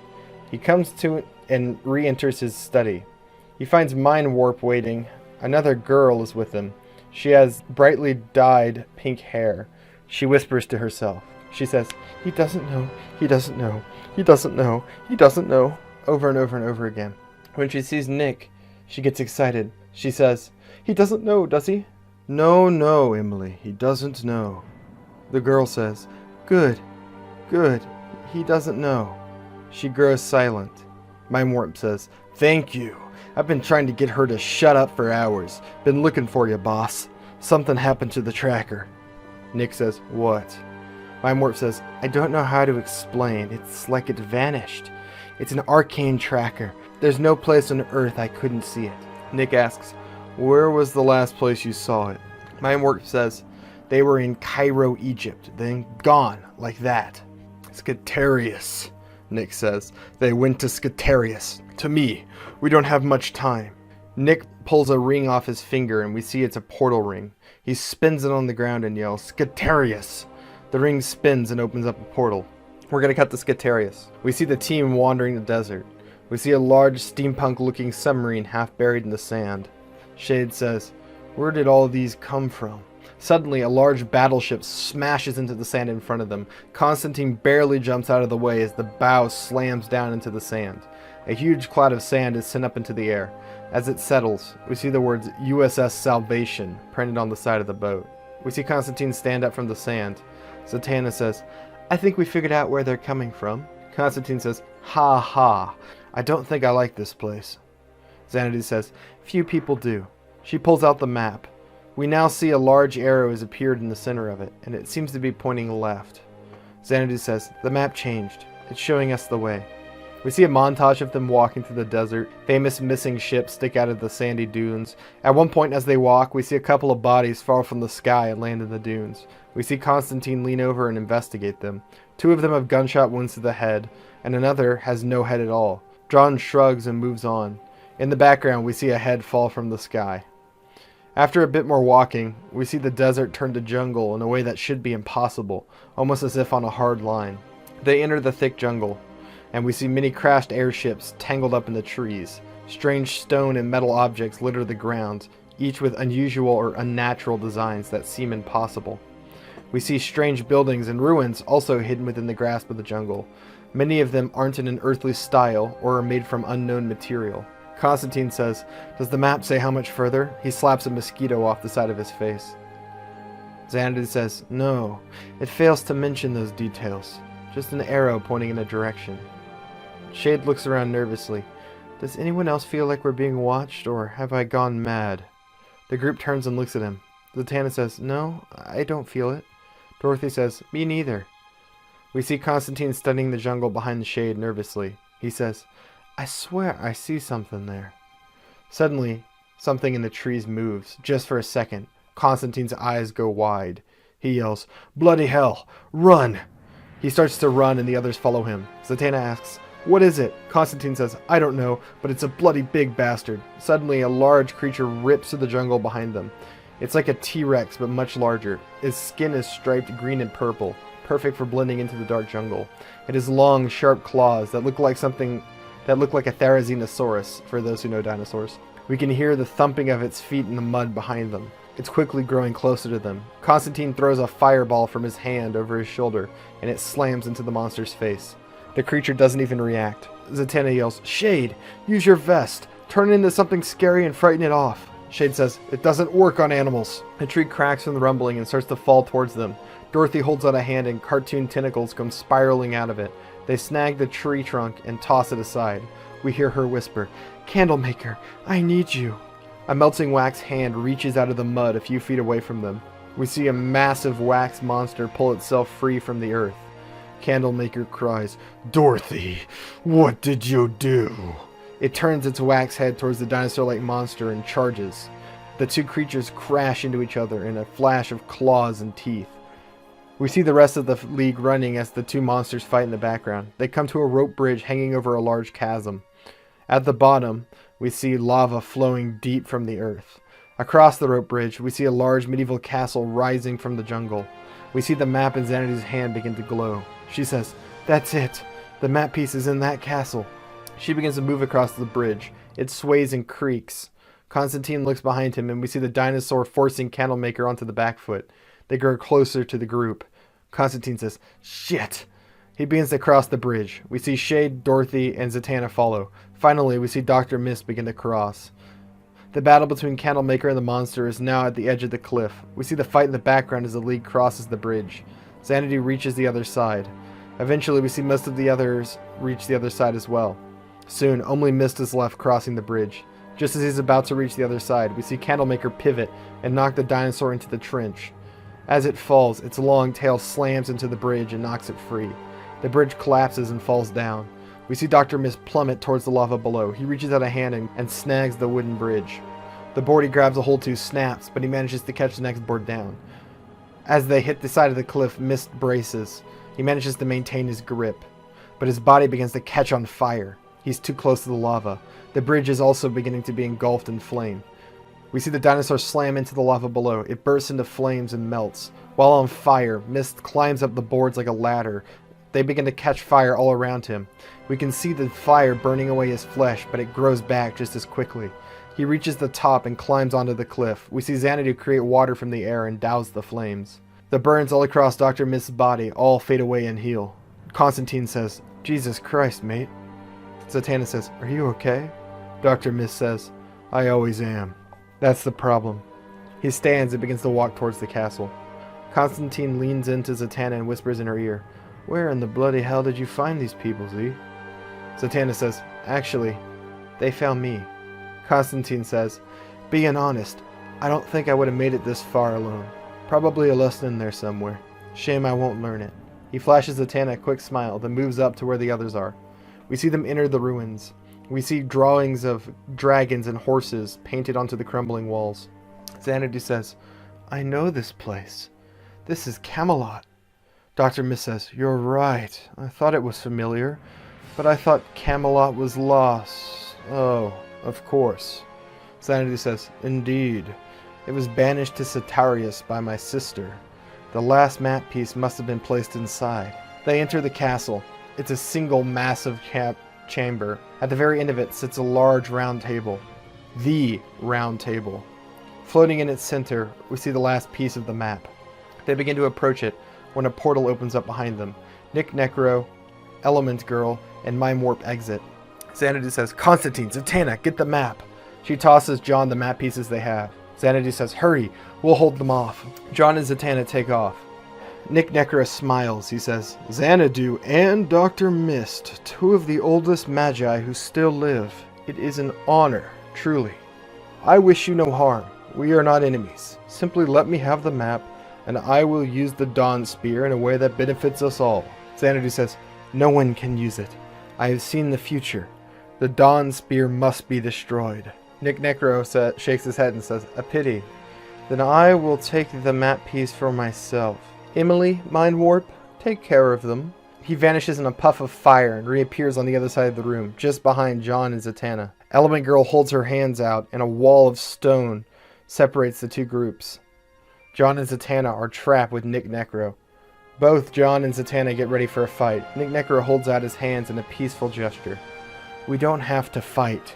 We want the same things. I used to be your teacher, John. I know you too well. You think like I do. Magic should rule the world. The Magi, and those descended from them, should reign supreme. With the Dawn Spear, I can make it happen. Join me." Constantine says, "Not to poke holes in your little argument, but I'm no Magi." Zatanna says, "Beyond that, no one should rule absolutely. It doesn't end well." Nick Necro says, "I disagree. We are the next step in evolution. Magi are the future. The way forward for humanity is through magic. Magic is the solution to all the world's problems. We can end suffering, disease, starvation. We can make the ordinary humans' lives better as they are phased out. They need not die painfully. We'll simply let them fade away. Infertility, I think. The Dawn Spear has that power." Zatanna says, "Are you listening to yourself? My mother was a human. What you want is evil. It's barbaric." Nick Necro says, "Barbaric? Have you forgotten the atrocities they committed against us? They burned us at the stake. They hunted us near to extinction. I'm giving them a mercy they do not deserve. Either stand with me or stand against me." He holds out a hand. Neither John nor Zatanna take it. Nick Necro says, "Disappointing. You can die among humanity then." Zatanna's hands begin to glow with magic. She says, "Go, John. Get the map. I'll hold him off." Constantine says, "Aren't you worried I'll take it?" Zatanna says, "I trust you. John turns and runs towards the map piece. Nick Necro's eyes burn with blue fire. He begins to weave spells in the air. Magic missiles made from fire are launched towards John, but smash into an invisible barrier in the air. Nick turns to stare down Zatanna. She says, "Your fight is with me." Nick Necro says, "Then you will die, Magi. A pointless waste of better blood." We're going to cut to the other team. We see Element Girl slam a fist made of stone into Shade's chest. He tries to block it with his madness, but it shatters through. He's sent flying back into the wall of the castle.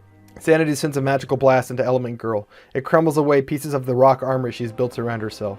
Element Girl retaliates by sending an orb of water that surrounds Xanity's head. Xanity tries to use magic to pull it away but fails. She's drowning.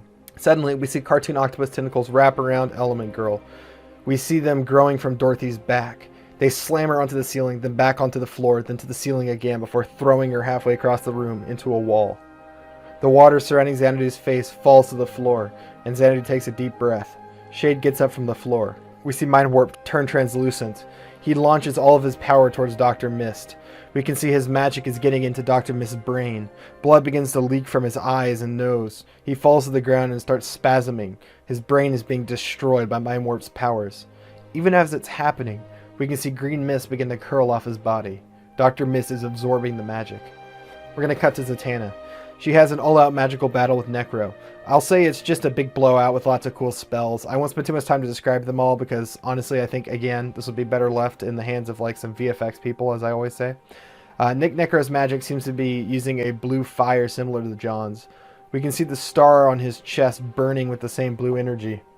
As the fight continues, it's clear that Zatanna is on the back foot. She's losing. We see John reach the table. The map piece is in its center. He reaches out and grabs it. It floats into the air and then joins with the other pieces of the map in his hand. They form a single piece of paper. Words begin to appear across it. They're the same mysterious language as before. They glow. John turns so that Zatanna can see he has it. He says, "Z, I've got it." Nick Necro is holding Zatanna by her arms. He has a long, curved knife held to her throat. Zatanna fights and struggles, but that only makes him push the knife tighter to her neck. The knife isn't the only thing that draws John's attention. A blue ring of fire burns on the ground around the two of them. We're going to cut to the other room. We see Mind Warp stop using magic on Dr. Mist. He says, "The way Nikki talked about you, I thought you were some kind of big deal. Ancient Magi, he called you. The oldest that still remain. You died too easy." Dr. Mist opens up bloodshot eyes. The red within them begins to vanish as he heals. He stands. Mind Warp says, "How?" Dr. Mist says, "I have quite the opposite problem. I'm too damn hard to kill." He unleashes all of the magic he stored up for Mind Warp's attack. Mind Warp is quickly overwhelmed with magic. It's overloading his system. He explodes into a pool of energy, throwing blood across the walls. He dies. We see Element Girl watch as Mind Warp dies. She screams with genuine horror and despair. The whole castle begins to shake. The earth and stone begins to move like water. They surround the Justice League Dark members in individually perfectly crafted stone cages. They seal up. We're going to cut back to Constantine and Zatanna. We see Nick holding a knife to Zatanna. Strange blue fire surrounds them. "You know what this is, John?" Nick asks. Constantine says, "A hell circle." Nick says, "Yes. So you know what happens if I cut her throat. Not just death, but damnation." He presses the knife tight to Zatanna's throat. Constantine says, "Don't." Nick says, "Oh, John, you really are a simple thing. I know just how to break you. Even when you were a boy, you were so afraid of loss. Hand me that map, or I will make her soul burn in hell for all eternity. Or prove me wrong. Take the map and let me kill her. I know you were planning to do it anyway. You may have fooled her, but not me. You always betray those closest to you." John holds tightly to the map. He looks down at it. He's unsure of what to do. Nick Necker says, "No, I'm not bluffing, John. Feel free to leave, but I will kill her." He digs the point of his dagger into Zatanna's neck. We see a trickle of blood run down. Constantine says, "Fine, take the map. Just don't hurt her." Nick says, "You're so predictable, John. I always liked that about you." John holds out a hand and the map levitates over. Nick snatches it out of the air. He looks at Zatanna, almost as if he's contemplating killing her anyway. Ultimately, he tosses her away. Nick says, "The Dawn Spear is mine." Try and stop me again, and I will tread upon your corpses to reach it. He walks back towards the stone wall, and it vanishes, crumbling before him. He meets up with Element Girl, where she's just defeated the rest of the team. He spins his portal ring on the floor and yells, "Brooklyn!" He and Element Girl step through the portal. It winks out behind them. Our heroes lost the map. The stone cages holding Dorothy, Xanadu, Dr. Mist, and Shade crumble. Xanadu looks at John and Zatanna. She says, "They took it?" Zatanna says, "Yes." Dr. Mist says, "Then we've lost." Constantine says, "Not yet. Not necessarily. I have an idea. We need to get back to Earth first." He throws his knocks-off portal ring on the floor and spins it. It opens up a portal back to the magic carpet. Okay, so I'm going to break the magician's code a little bit here. I'm actually recording this on a different day. And unfortunately, between when I recorded the first part and when I'm recording this part, I lost a lot of my voice. So if my voice sounds a little off for like the next half of the video, that is why. I'm sorry, guys. It's my fault. I'm sorry, lesson learned. I should have done it all in one day. We're going to cut to the House of Mysteries. We see the Justice League Dark gathered around the table once more. Xanadu says, "You said you knew of a way to get the map. How?" Constantine says, "I can't get us the map. Not really. But I can get the information it holds. I saw what it said. I don't speak the language, but there are other ways. I know someone who can facilitate a mind walk. She could send someone into my mind. They could find the map in my memory and copy it." Xanadu stops, thinks, and says, "That could be perfect. It's brilliant, actually." Constantine says, "Yeah, there's just a small problem. It's a rare skill, and the one I know, well, she's my ex. Real crazy type. It might take some convincing." Xanadu says, "Well, you're going to have to do some convincing. We need..." She stumbles forward and holds a hand to her head. Zatanna asks, "What is it?" Xanadu says, "It's another vision." We suddenly cut to Xanadu standing in front of the piled corpses again. They're the exact same as last time. Xanadu approaches them, trying to get a better look at the figure bound in light at the pyramid's top. She wants to know who's holding the Dawn Spear. Suddenly, the corpses' eyes begin to open, one by one. They each twist their heads to look at her. They all have rotten white eyes. Zatanna's corpse says, "You're too late." Shade's corpse says, "It's already done." Dorothy's corpse says, "The future is set in stone." Near Xanadu's own feet, her own decapitated head rolls. It turns to look up at her with ghastly white eyes. "You can't change it. You never could." Xanadu is plunged into darkness. She falls through an almost endless pitch blackness. Suddenly she lands on carved stone floors. She slowly gets up onto her hands and knees. She's in a familiar room made from stone with windows overlooking complete darkness. Chains hang from the ceiling and sway back and forth. It's the place Dorothy saw in her dream in the last part. An old record player on the table drops its needle and begins to play a song. We hear "Dream a Little Dream of Me" begin to play again. Something drips onto Xanadu's face. She moves her fingers up and wipes it away. We see blood coating them. Xanadu looks up, and the trains begin to lower from the ceiling. They each drip with blood. She takes a step back. Something bad is coming. She can feel it. There's something here. Something alive. We see fear light across her eyes. We're going to cut back to the House of Mystery. Xanadu awakens from her trance and leans against the table for support. She's still in a panic and struggles to calm down. The others all look at her. Dr. Mist asks, "Any changes?"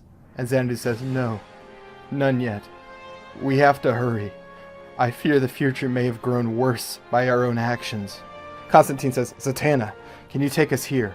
He hands her a piece of paper with an address. Zatanna says, "Yes." Constantine says, "Let's just hope Aza can see reason. That was never one of her strong suits." Zatanna draws a door with her finger, and it opens up in front of them. The Justice League Dark all leaves the House of Mysteries again. We see them exit in front of an abandoned mental hospital. A sign, missing a few sporadic letters, says, "Heralder Hospital for the Mentally Insane." We hear the song "Cold, Cold, Cold" by Cage the Elephant play as they approach the hospital. We can see abandoned wheelchairs tipped over in front of the building. The entire facility has been overgrown with vines and weeds. Xanadu says, "This looks abandoned. Are you sure the person who we are looking for is here?" Constantine says, "She's here. She likes places like this." Shade says, "I stayed in a place like this once. I can't imagine anyone would want to." Constantine says, well, Azaz's not exactly right in the head. Trust me, this is exactly where she belongs. They enter the building through its rotting door. The inside of the hospital is just as decrepit as the outside. Constantine calls out, Azza! It's John! We need to talk! There's nothing but silence. Suddenly a scalpel comes flying through the air, propelled by nothing. The scalpel stops a few inches from John's throat. Constantine calls out, Azza, come on! Let's be adults about this. We see Nightmare Nurse step out of the shadows using a hand to control the scalpel. She has a sneer on her face. She says, you don't get to call me Azza anymore. To you, I'm Nightmare Nurse. Constantine says, all right, Nightmare Nurse. Care to put away the bloody scalpel? She flicks a hand away, and the scalpel flips back into her hand. She says, what do you want, John? I told you never to come back here. Constantine says, I need your help. I wouldn't have come if it wasn't bloody important. Nightmare Nurse says, not interested. Xanadu holds out a hand and says, the world is at stake. I don't know you, but surely you understand prophecy. Nightmare Nurse nods. Xanadu says, I am a soothsayer. I have seen the future. The end of all things is coming unless we can get a memory from John's mind. I can show you the prophecy, if you require it. Nightmare Nurse shakes her head. No need. Your pulse is stable and your pupils have not dilated. You speak the truth. Zatanna asks, will you help us? Nightmare Nurse says, I will, but my services are not free. Xanadu says, we can pay. Nightmare Nurse says, my price is not money. I want someone to kick John Constantine in the balls. Hard. Xanadu doesn't even think twice. Done. Constantine says, hold on, let's talk about this. Zatanna raises her hand. I'll do it. Nightmare Nurse says, no. Him. She points to Dr. Mist, the most muscular and tallest member of the team. Mist says, fine. He approaches John. Nightmare Nurse calls out, don't go easy on him. I want it to hurt. I'll know if you go easy on him. Constantine says, hold on, wait, Dr. Mist kicks John in the balls hard. Constantine crumples to the floor and vomits. Nightmare Nurse laughs with delight and claps her hands. Wow, that was lovely. Someone pick him up. We're going to need him. Shade and Mist drag John after Nightmare Nurse as she moves through the empty hospital. She gestures to a cleaner-looking room. A large operating table is set in the center of the room. She has them place John on the table. She brings over some sort of device with numerous strange cables attached. At the end of each cable is a needle. Nightmare Nurse says, for this to work, I'll need 2 volunteers. They will need to go into John's mind and find this memory you seek. It will be very dangerous. You can easily become lost, and becoming lost will kill you. Dr. Mist says, I can't die. Send me in. Nightmare Nurse says, that works, but I'll need 1 more. Zatanna says, I'll do it. Nightmare Nurse says, very well. She pulls over 2 chairs and sets them next to John. She says, take a seat. She pulls one of the connector needles down and stabs it into John's neck. It draws blood. John cries out, oh shit! What the hell? Nightmare Nurse says, oops, I must have missed. She smirks and then slides the needle incorrectly. She says, my bad. She then very carefully slides needles into Zatanna and Dr. Mist, neither of whom react. Nightmare Nurse says, next, I will establish the connection. You will be disoriented at first. You must find the memory you seek as quickly as possible. I do not know how long I will be able to hold the connection. If you are in a memory when I sever it, you will be lost forever. Do you understand? Zatanna nods and so does Mist. Nightmare Nurse says, if you find the memory, use this. To attach it... If you find the memory, use this. It will attach to your spirit form. It can contain a memory. Just twist the top. She hands them each a metal container with a strange lid. She begins to chant, and red energy forms in her hands. She sends it into the cables, and it runs along them all, binding all 3 of our heroes together. The camera spins as Zatanna and Dr. Mist are pulled into John Constantine's mind. We see Nightmare Nurse checking the cables. The connection is stable. They have entered his mind. We're going to cut to John's mind. We hear the song Meet Me in the Woods Tonight by Lord Huron play. A mess of twisting halls appears in front of Zatanna and Dr. Mist. Each of them are lined with wooden doors. The whole thing has a look of an English cottage. It's quaint and clean. Zatanna says, this is cleaner than I would have expected John's mind to be. Dr. Mist says, perhaps. We have to find the memory. You take the halls on the right, I'll take the halls on the left. Zatanna nods. They each split off, heading to their respective halls. Zatanna enters the first door she sees. She enters a memory of John Constantine Etrigan the demon battling ghouls in a graveyard with lots of smoke and fog. Sort of a fun cameo. I wanted to fit Etrigan in here, but I couldn't figure out a way to get him into the script, so I figured a cameo would still be cool. She leaves and heads to the next door. We see Dr. Mist try one. He opens it up, and we see a teenage John enter a British nightclub. It's grungy and punk. He approaches one of the booths where we see a younger Nick Necro sitting. Constantine says, "I hear you're magic. The best, they say." Nick Necro says, "Everyone in this club's magic, boy. But I am the best. What do you want?" Constantine says, "A teacher." Before we can see the rest of the memory play out, Mist exits it and enters the next one. We see John at the same nightclub sometime later. He's older. He looks over and sees Zatanna sitting in a booth by herself. He smiles and walks over to her. He says, "Couldn't help but notice that you were all alone." Zatanna says, "Purposely so."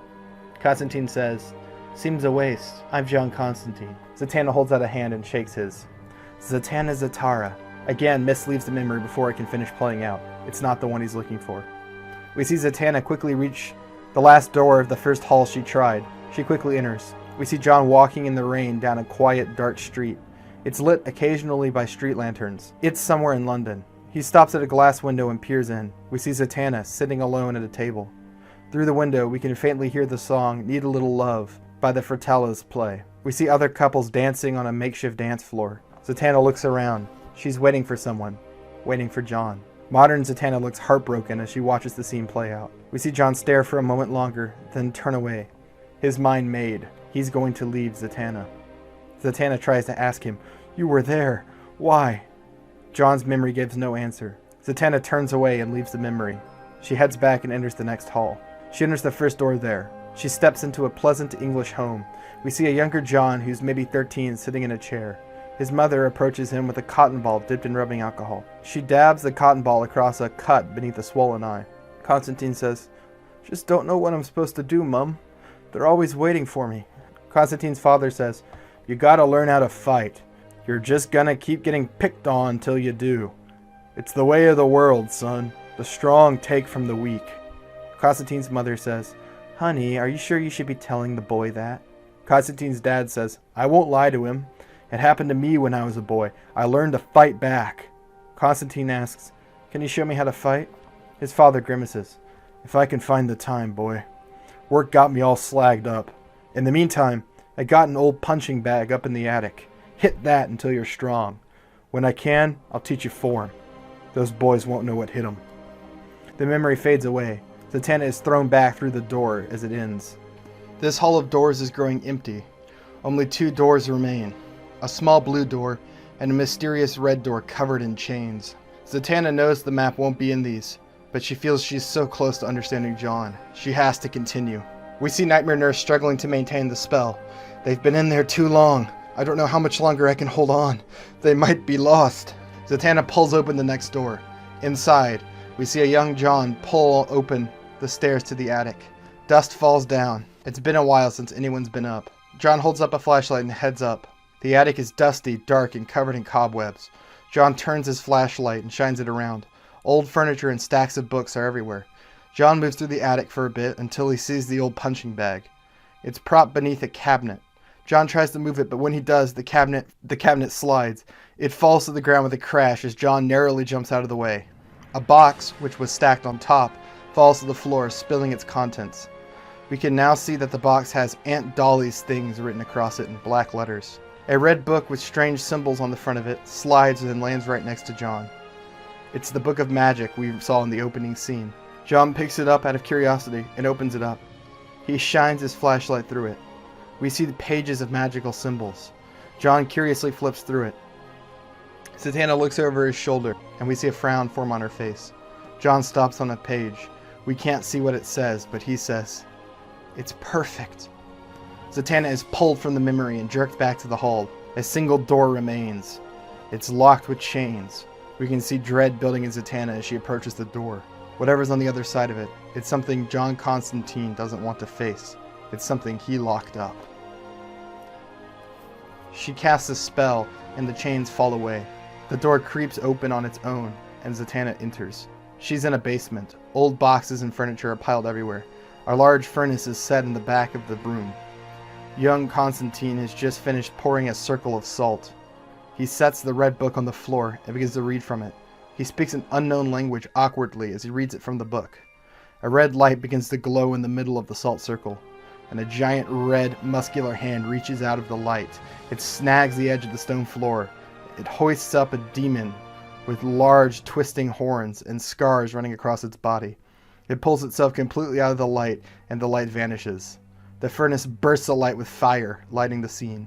The demon takes a moment to test the salt circle, looking for any faults in its pouring, looking for a way to escape. It says, "An excellent trap.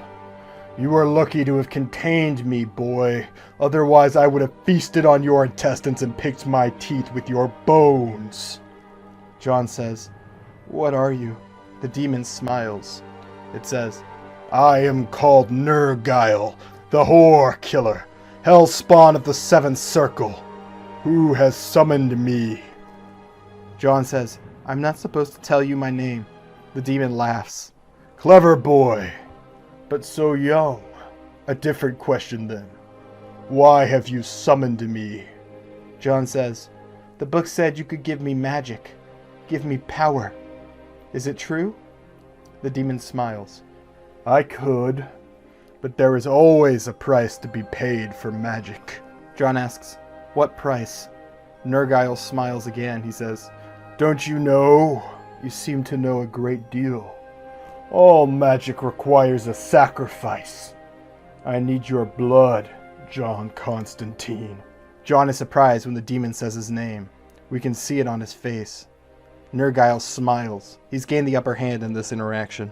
"Will you give it to me, boy?" Zatanna says, "No, don't. It's a trick." She reaches a hand out to grab the boy, but her hand passes right through him. This is only a memory. She can't change it. John asks, "This will make me a powerful magician, like the book said?" Nergile says, "Oh yes, among the greatest. A demon cannot lie to whom has summoned him. It is written in that book." John says, "All right, take my blood. I'll give it to you." Nergile says, "Then our deal is sealed. Break the salt circle. I promise no harm will come to you." John kicks the salt circle so that the seal is broken, and then he cuts a slash across his hand with a kitchen knife he prepared. Nergile stretches his own hand past the salt circle. John lets his blood drip onto the demon's outstretched hand. The demon begins to laugh. "No, boy, no. You misunderstood. That is not the blood to which I speak." Fire erupts from the demon and surrounds John. It catches the walls on fire. John begins to float off the floor. The ceiling bursts into flames above them, then collapses. John and the demon lift into the air, into the floor above them. We can see John's parents come bursting out of their room. Constantine's mother says, "John, what?" When she sees the demon, she screams.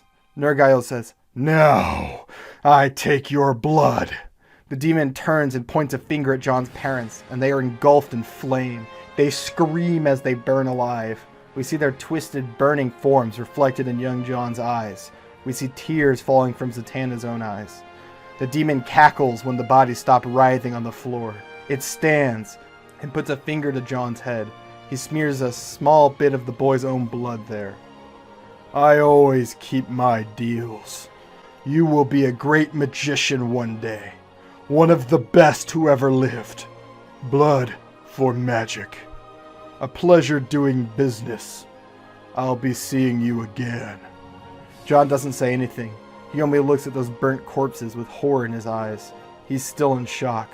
A fiery portal opens up beneath the demon, and it steps back into hell. Zatanna is suddenly pulled backwards. We see the house burning around John as she twirls through the air, pulled right out of the door. Chains wrap themselves around it once more, and the memory is sealed away again. Zatanna is left alone in the twisting door-filled halls. She says, "Oh, John." So real fast, I want to talk about a change I made to the source material. As I often do, I did change the source material a bit.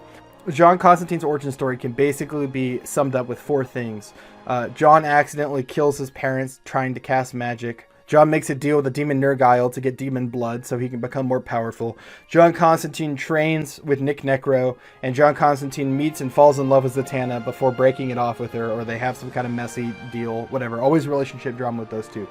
So my problem was I didn't have a realistic way to show all of these things without it being inorganic. So I elected to not show most of them.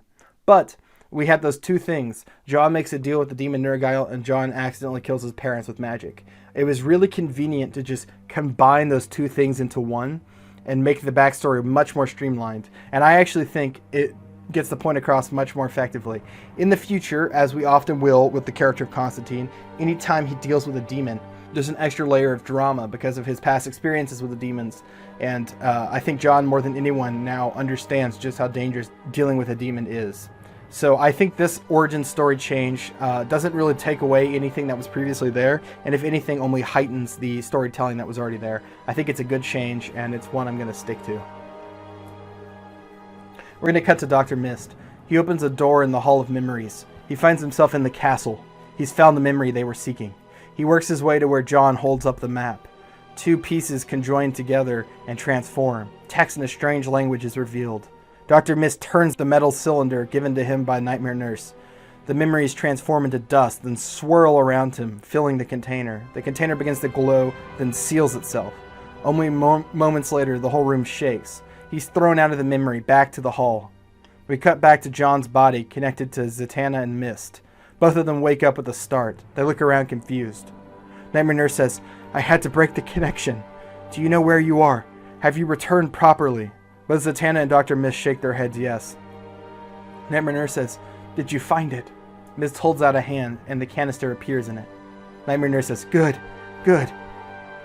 John starts to stir. He sits up.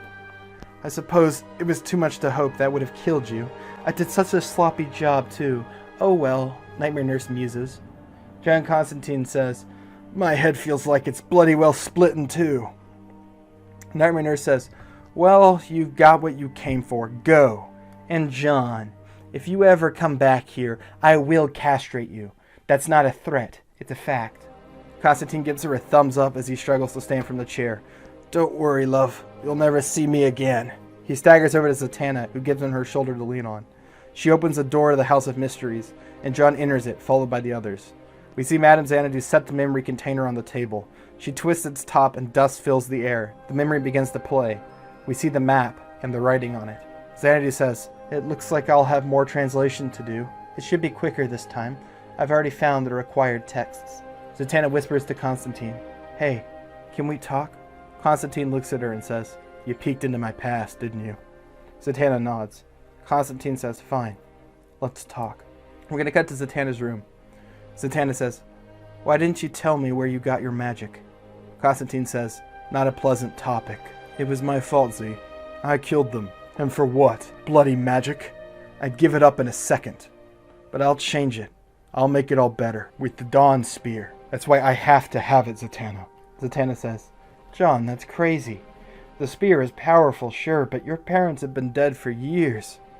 Who knows what they would even be like if you did bring them back?" John shakes his head. "I owe it to them, Z. You wouldn't understand." Zatanna says, "I would, John. My mother died too. I never told you because it wasn't something I like to talk about. It was me, John. I was trying to cast magic, one of the first times I ever had. My father had made me promise never to do it without him, but I was young and so foolish. It went wrong. She wasn't like me and my dad. She was human, not a drop of magi blood. So when my spell backfired, it ripped her apart, John. Right in front of me." Another change to canon, but one that helps elevate the themes of the story. You'll see going forward. Constantine says, "Jesus, Z, I didn't know." Zatanna says, "You're probably the only person I've ever told. What I'm trying to say is, John, I do understand. Probably more than most. I think we're the same in more ways than I ever knew. But we're also so different. When I saw your memory, I realized you were what I could have become if I didn't have my father. He taught me that you can't let grief break you. It wasn't your fault, John, just like it wasn't mine. We were children. We can't let it consume us. We have to move on from loss." Constantine asks, "How do you do it?" Zatanna says, "You just accept the inevitable. Without death, life would have no meaning. It's the finality that makes it all so beautiful. Look at Dr. Mist. Eternal life, but still so miserable. You can see it in his eyes. You can't live for the dead. Sometimes we just have to let the things we love go. Otherwise, it'll just eat you up inside. Constantine says, but what if I can't? Zatanna says, you can. I know it. I never saw you before. Not really. But I see you now, John. You finally make sense. Always so terrified of losing someone again. Afraid to get close to anyone. Acting standoffish to keep people at a distance. You can't live life like that. It'll drive you crazy. Constantine says, it wasn't so bad. Zatanna says, John, you used to look me in the eyes and tell me you loved me. I don't know if that was a lie or not. Looking back on it, I could tell it was ripping you apart. Constantine says, no lie.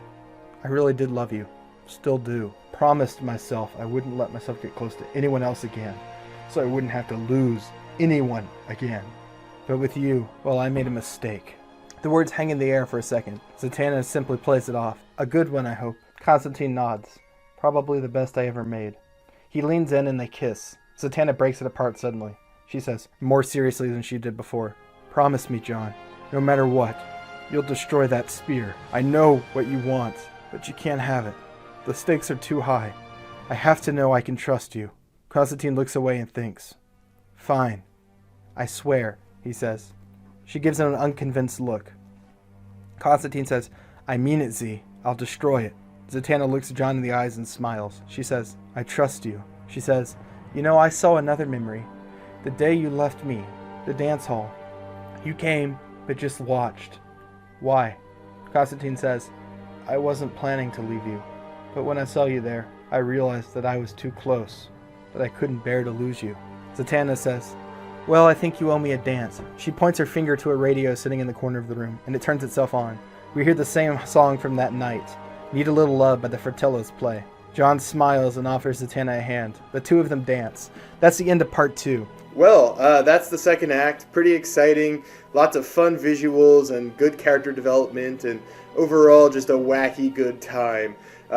I sure hope that the third act is just as wholesome. I sure hope nothing terrible happens. You guys definitely shouldn't be dreading that third act. It's nothing but fun, lighthearted action the whole time. I promise. I'll pinky swear on it. No, in truth, if I could describe the next act, it would just be this quote. This is not going to go the way you think. I mean, genuinely, if any of y'all can peg where this is going, I'll give you a nickel. Go ahead, take a wild guess in the comments. If you get it right, I don't know, I'll do something cool. Not only will you embarrass me by predicting what I'm planning, but also I'll give you some sort of prize. I don't know if it'll be a good prize, but it'll be something. So take a crack at it. Guess in the comments. Try to figure out what the heck I've got planned. I seriously enjoy watching y'all guess. It's always kind of amusing if you either get it right or don't. It's always kind of funny to see someone be wildly off base with what you're setting up, or super on base and embarrass you. So either way, let me know in the comments below. I guess you guys are just gonna have to wait for my next video, before you get good content, because boy, the Marvels does not look good, does it? Yikers. But that's the only superhero movie that you're getting for 6 months that isn't from this guy, so, you better be nice to me or I'll stop. I'll disappear for 3 months instead of 1 month. How about that? That's a threat. Alright, I'm going to stop rambling. If you want something else to watch right now, I did do Writing a Thunderbolts movie. You can go catch up on that because I have the sequel coming out very soon. It'll be the next video I drop that isn't like a massacast. And then I've also got Writing a Deadlands TV show just finished, so you can binge those episodes all in one go. Alright, I will see y'all in the next one. Hi, I'm Bjorn, and welcome back to the third act of Justice League Dark. This is one I'm really excited for. When I first envisioned this movie, this third act is what I started with and worked backwards to make the beginning. It's got a lot of connections to some of my previous stuff. There's a lot of fun payoffs I don't even think some of y'all are expecting. I think you might be surprised by how long I have been planning this particular thing. So without further ado, let's just get into it. Remember to like and subscribe if you enjoy the video. Let's start with the script. We pick up right where we left off. Xanadu looks at the map and translates it. She says, South America. The Dawn Spear is in South America. Zatanna says, I'll need more than that to get us there. Xanadu says, the map gives specific coordinates. We see her writing down coordinates on a piece of paper. She hands it to Zatanna. Xanadu asks, can you get us here? Zatanna says, yes. She opens a door, and we see the Justice League Dark all exit. They step out of the door in the middle of a jungle. Before them is a massive Mayan temple. Dorothy asks, the spear is in there? And Xanadu says, don't you feel the magic in the air? It's here. Only the Dawn Spear could create such an effect. We're going to cut to Nick Necro's library. We see Nick and Element Woman enter through the ring portal. Element Woman falls to her knees and cries. She says, they killed Mind Warp, Dad. Necro slaps her. Do not call me that.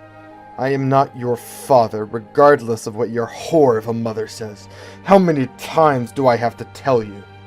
Element Woman begins to cry louder. I'm sorry. They killed him. She begins to sob. Nick Necro's eyes soften. He says, oh, Emily. I was too harsh. You know how I feel about your mother, but you have been loyal. A staunch ally. And Mind Warp is not dead. Not really. With the Dawn Spear, I will bring him back for you. Death will bow to our will. We will be gods. He reaches out a hand and wipes away her tears. That is the power of the Dawn Spear. Element Woman says, good. Then she stops and stares at something beyond Nick.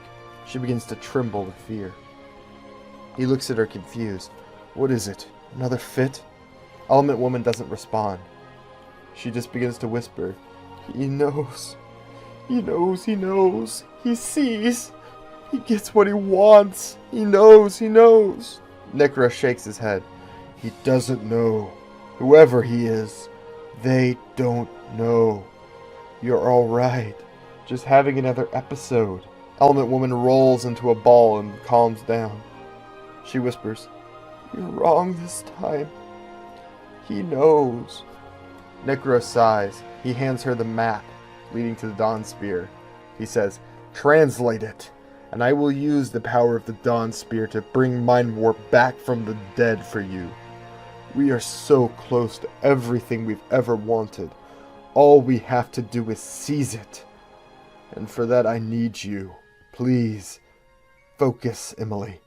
She nods and takes the map. We cut back to the Justice League Dark. We see them enter the temple. As they step forward, the stone walls begin to descend into darkness.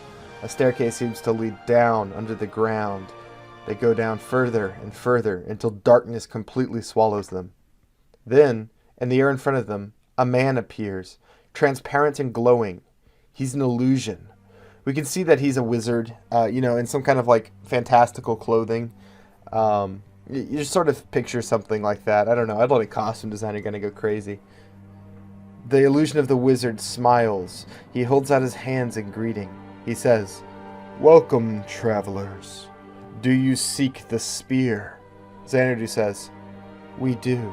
The wizard says, that is well, traveler, and it will be yours if you can pass one final test. Xanadu says, you are Midas, king of the Magi, aren't you? Midas says, in a sense. I am an illusion left behind by the original. I have his thoughts and his memories to a point. But no, I am not him. Not really. Xanadu nods as if that makes sense. Then we will take your test. The other members of Justice League Dark all nod their approval. Midas holds up a finger. He says, first, to take the test, you must understand how the Dawn Spear came to be.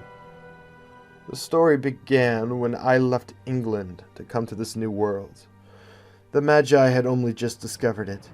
I came here seeking magic beyond my knowledge. I wanted to learn more to grow. Think of it. Magic here was unlike anything in Europe, formed from the ground up, wholly independently from our own Magi. The longer I stayed in this new world, the more I grew to love it. Eventually, I settled down and made a family. We see illusions appear in the air of Midas with a young family. I was happy, and then my visions of the future began. I had seen the future before, but not like this. Never like this. The visions were clear and always the same. I saw my people suffer and die at the hands of the Spaniards. The future that would come to pass. We see the visions begin to play out in front of them. We see conquistadors riding down with swords and guns, slaying the Inca and the Mayans in thousands. Midas continues. For years the visions hounded me. I saw what was to come for the people I loved. I saw the Spanish descending on our lands like locusts. I saw our great cities abandoned, lost to new plagues brought by the invaders. Death rode on a pale horse for my people, and I would not allow it. So I made the spear to change their fate. It was inherently unstable. Such was the magic needed to change the future. I forged its magic by pulling power from the multiverse. Just a little magic from every conceivable universe. I took it and I focused it into one particular object. A spear made with love. Magic that should not mix was forced to bow by my raw will. It was a power beyond imagining, but it was too dangerous. I should have seen it, yet my visions of the future blinded me. I used the spear to try to fix it all, to change the future. A foolish notion. And when I held that spear, I wished for wealth for my people. I wished for them to have gold. The darkness disappears, and for the first time we can see a massive city hidden underneath the jungle. Giant pyramids rise all around them. And one single massive pyramid lies in the center of them all. Each and every one of them is made of solid gold. The streets, trees, grass, plants, all of it solid gold. Constantine says, "It's bloody El Dorado." Midas says, "That is what they call it now, in legend. The City of Gold." The gold I spread with the Dawn Spear consumed the entire city. Men, women, children, even my own wife and child. While he speaks the dialogue, we see people running in fear all throughout the city. They're frozen in gold, and as they are, we see the real frozen golden people appear, still trapped in their original positions as solid gold. Midas says, "It was pure hubris to think I could control such power as the Dawn Spear. I knew it was too dangerous to ever be used again, but I couldn't bring myself to destroy it. It was my greatest accomplishment, the single most incredible piece of magic ever forged by the hands of the Magi people. So I hid the spear and left the maps. I made challenges designed to wheedle out those too weak to do what had to be done. I hoped whoever followed them would have the strength of character to give up such power and destroy the spear once and for all. The final test is simple. Answer my question truthfully. Will you destroy the Dawn Spear without ever using its power?" Constantine steps forward. "We will." The illusion looks at him intensely, then leans back with a smile. He laughs jovially. "You speak the truth. Very well. I shall lift the veil. The spear is yours to destroy. Make haste, heroes, but be warned. The spear has a way of worming into your mind. If you give it even the slightest bit of doubt, it will consume you." As the veil lifts, we see the Dawn Spear atop the tallest pyramid. A halo of colorful energy levitates around it. Madame Xanadu says, "We have to hurry. Necro will be here any time." Constantine says, "You don't have to tell me twice."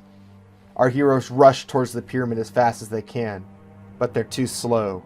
We see Nick Necro and Element Woman appear from a portal ring behind them. Constantine yells, "We've got company!" We can see that Constantine and Dr. Mist are ahead of the rest of the pack. They're closest to the pyramid. Xanadu makes his decision. "Constantine, Mist, you two get the spear. We'll hold off Necro." John nods and continues rushing towards the pyramid. Shade, Dorothy, Zatanna, and Xanadu turn to fight. When Necro sees them, he becomes angry. "How are you here? Like cockroaches. The Dawn Spear is mine. I've given you enough chances to survive.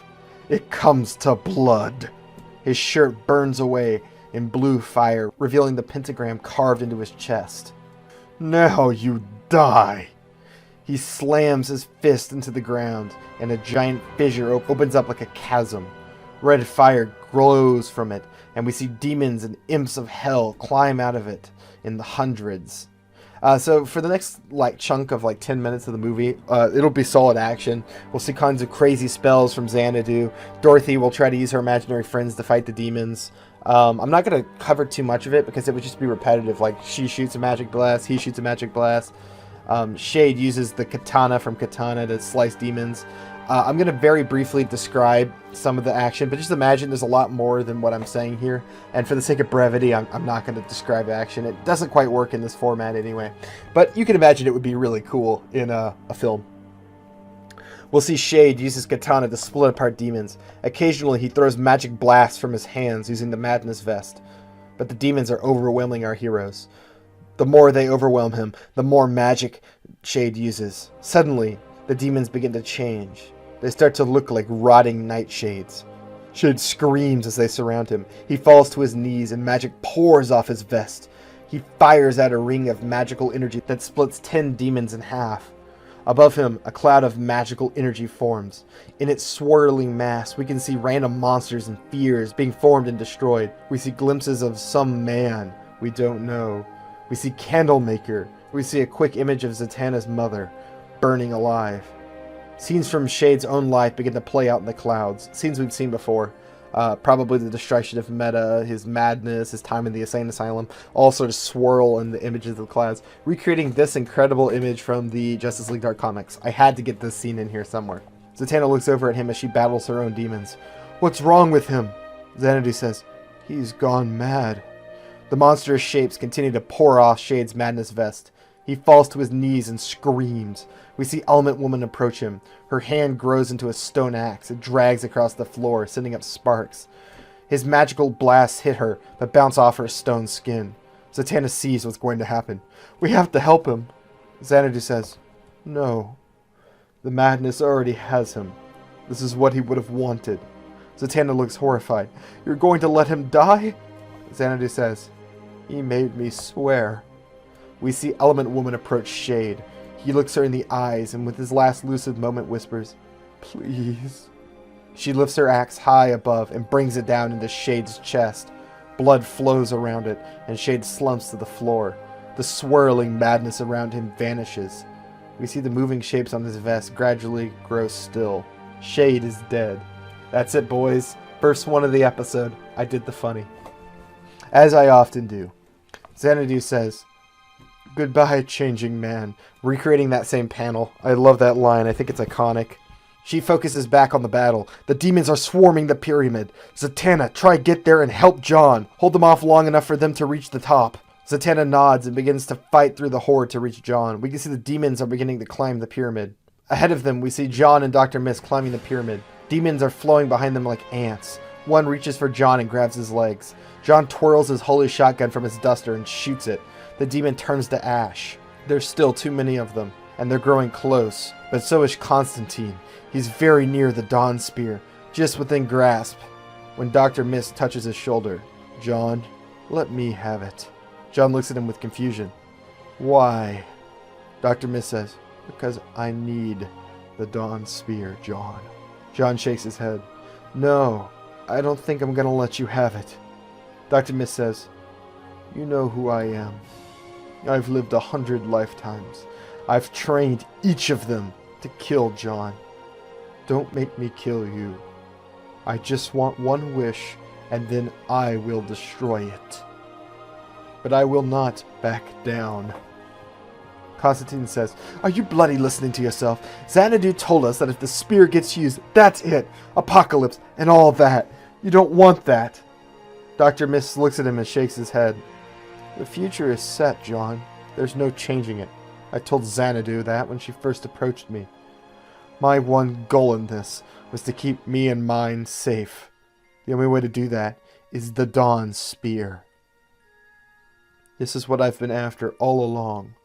I knew you wouldn't understand, but please, at least understand this. I have to make that wish, and I will kill you if you get in my way." Constantine shakes his head. "It doesn't matter. I have to stop you." Dr. Mist says, so be it. They begin to fight. We're going to cut to Xanadu. She fights off hordes of demons and then suddenly stops. Her eyes go pale white. She's seeing another vision of the future. Around her, magic swarms, killing demons all around her. We cut to her vision. We see the pyramids of bodies once more, intercut with footage. We occasionally see flashes of someone smiling. We don't know who it is. We see a man weaving 2 pieces of fabric into a large quilt. In its center, we see a pattern of a man surrounded by swirling colors. We hear a voice, the future, son. This man will rule the world. It is the future that he brings. He brings change. We see a quick flash of someone holding the dawn spear, surrounded by color. We can't see who it is, though. They're completely covered in bright light. Words echo around Xanadu. You can't change it. It's set in stone. Again, we see the pyramid of bodies. We see Zatanna with blood flowing from her neck. Dorothy, holes punctured all around her body. Xanadu's own body has been decapitated, her head rolled separately from her body. And Shade's body, with a large wound in his chest. You can't change it, the voices echo again. It is set in stone. Xanadu finds herself in the streets of Metropolis. We see Zatanna and Constantine surrounded by the tall buildings of the city. We see the Daily Planet. People are running in the opposite direction in panic. Zatanna looks around her, horrified. We have to save them, Constantine says. It's already too late for them, Z. You saw it. Their fates are sealed. We have one choice, and it's to save ourselves. Z, we don't have another option. He spins a portal ring on the floor, and the two of them step into it. Shortly after, shadows pour across the streets and consume everything. It's the living shadow, once again free from the shadow dimension. This is the same vision Xanadu saw in Suicide Squad 4. Xanadu turns to the waking world. Her vision ended. Demons begin to swarm her, but she's come to a realization. Oh God, I had never changed it. She never undid the vision of the shadow. She just assumed. That future has yet to pass. The realization comes too late. We see one of the demons swing its axe and take her head off. We see it fall to the floor, followed by her body. Behind her, we see Dorothy barely fighting for her life. Her imaginary friends appear in the air all around her. We see Acid, fully manifested, shooting his acid guns at demons. It melts their flesh. Jolly Hanger slices demons apart with the clothes hangers, and the big cartoon octopus smashes demons apart. But there's too many of them. They're swarming around all her imaginary friends like ants, running to get to Dorothy. We see Acid dive in the way of a spear meant for Dorothy's heart. It catches him in the chest, and he falls to the ground dead. He vanishes into a puff of smoke. The friend she created as her father figure, gone. We're going to cut to the pyramid. We see Mist and John fighting. Constantine says, "What is it that you want so badly?" He throws a fireball and it slams in the Mist. It burns his skin. We see the burns begin to heal as Mist absorbs the magic. Green smoke begins to fall off his body. I will bring my wife back and make myself mortal. Then I will destroy the spear. Step aside, Constantine. It is mine. He launches a bolt of lightning from his hand and it slams into Constantine, who's sent back a few feet. He catches himself on the stones. Constantine cries, "The dead are gone! We have to move on or it'll eat you up inside. You're letting your grief win. You're stronger than that, Mist. I know it. You've lived 1,000 lifetimes, yet you're still blind to it." Mist shakes his head. "You won't change my mind, John. My wife meant everything to me." He fires a blast of lightning again, and it strikes John. He rolls further down the pyramid. Constantine catches himself on a stair and pulls himself up. Demons start to attack him. John arches lightning off himself and kills the demons. Then he rushes towards Dr. Mist and tackles him just as he reaches for the Dawn Spear. Dr. Mist says, "Why won't you just let me have it?" He pins John down and begins to punch him over and over again. Blood runs down John's face. John kicks him in the balls and pins him down and yells, "Is this what you would have wanted? What would your wife say if she could see you now?" Mist says, "Nothing, because she's dead. She's not here anymore." Constantine punches Mist again and breaks his nose, but we see it start to heal. Constantine will never win this fight. Constantine says, "You have to let them go. Live for the living. You have a family, right? What about them? You take that Dawn Spear and they die. Xanadu saw it." Mist says, don't. Constantine says, they'll die, Mist. You know it. What Xanadu saw coming to pass is already happening. Look. John points. Mist turns and looks, and for the first time sees what's happening on the ground. He sees Xanadu's body and Shade's corpse. Dorothy's imaginary friends are trying to keep her alive, but they're failing. A demon throws a pitchfork and it catches in Dorothy's legs. She screams in pain and falls to her knees. We see Candlemaker crawl out of the floor in front of her. He fights off demons, but they're overwhelming him. Mist sees Dorothy crying and afraid. It pulls him back to reality. Pulls him back away from his desperation for the Dawn Spear. John tries one more time. Please. I can't help them. But you can. You gotta let go or they're gonna die. Mist lets go of Constantine's neck and gives him a nod. He says, charge me. John nods. He fires lightning into Mist. Mist screams as his body is burnt and electrified. We see green mist begin to pour off him. There's more of it than we've ever seen. Mist says, get me to her. Constantine says, it's going to hurt. Mist says, just do it before I change my mind. And make sure you destroy that spear. John casts a spell and it launches Mist. He lands on the floor in front of Dorothy hard. We see that his arms and legs are broken. They slowly twist together and begin to heal. He stands to his feet. Mist screams and unleashes lightning from all across his body. It moves between hundreds of demons that are pouring out of the crack and bounces between them, frying them. He continues to fight demons that are overwhelming him. We see John climbing towards the Dawn Spear. Demons are pouring all around his legs. He kicks at them and launches magic. Mist continues to fight demons, but there are too many. One of them puts a spear through his leg and into the floor. He tries to pull it free, but before he can, another demon pins in his arm. They begin to impale him with spears all over, sticking him to the floor. He can't move, and he's run out of magic. We see a demon approaching Dorothy. Mist screams and thrashes, but can't get free. The demon sticks Dorothy through with a pitchfork. She wails and falls to the ground, dying.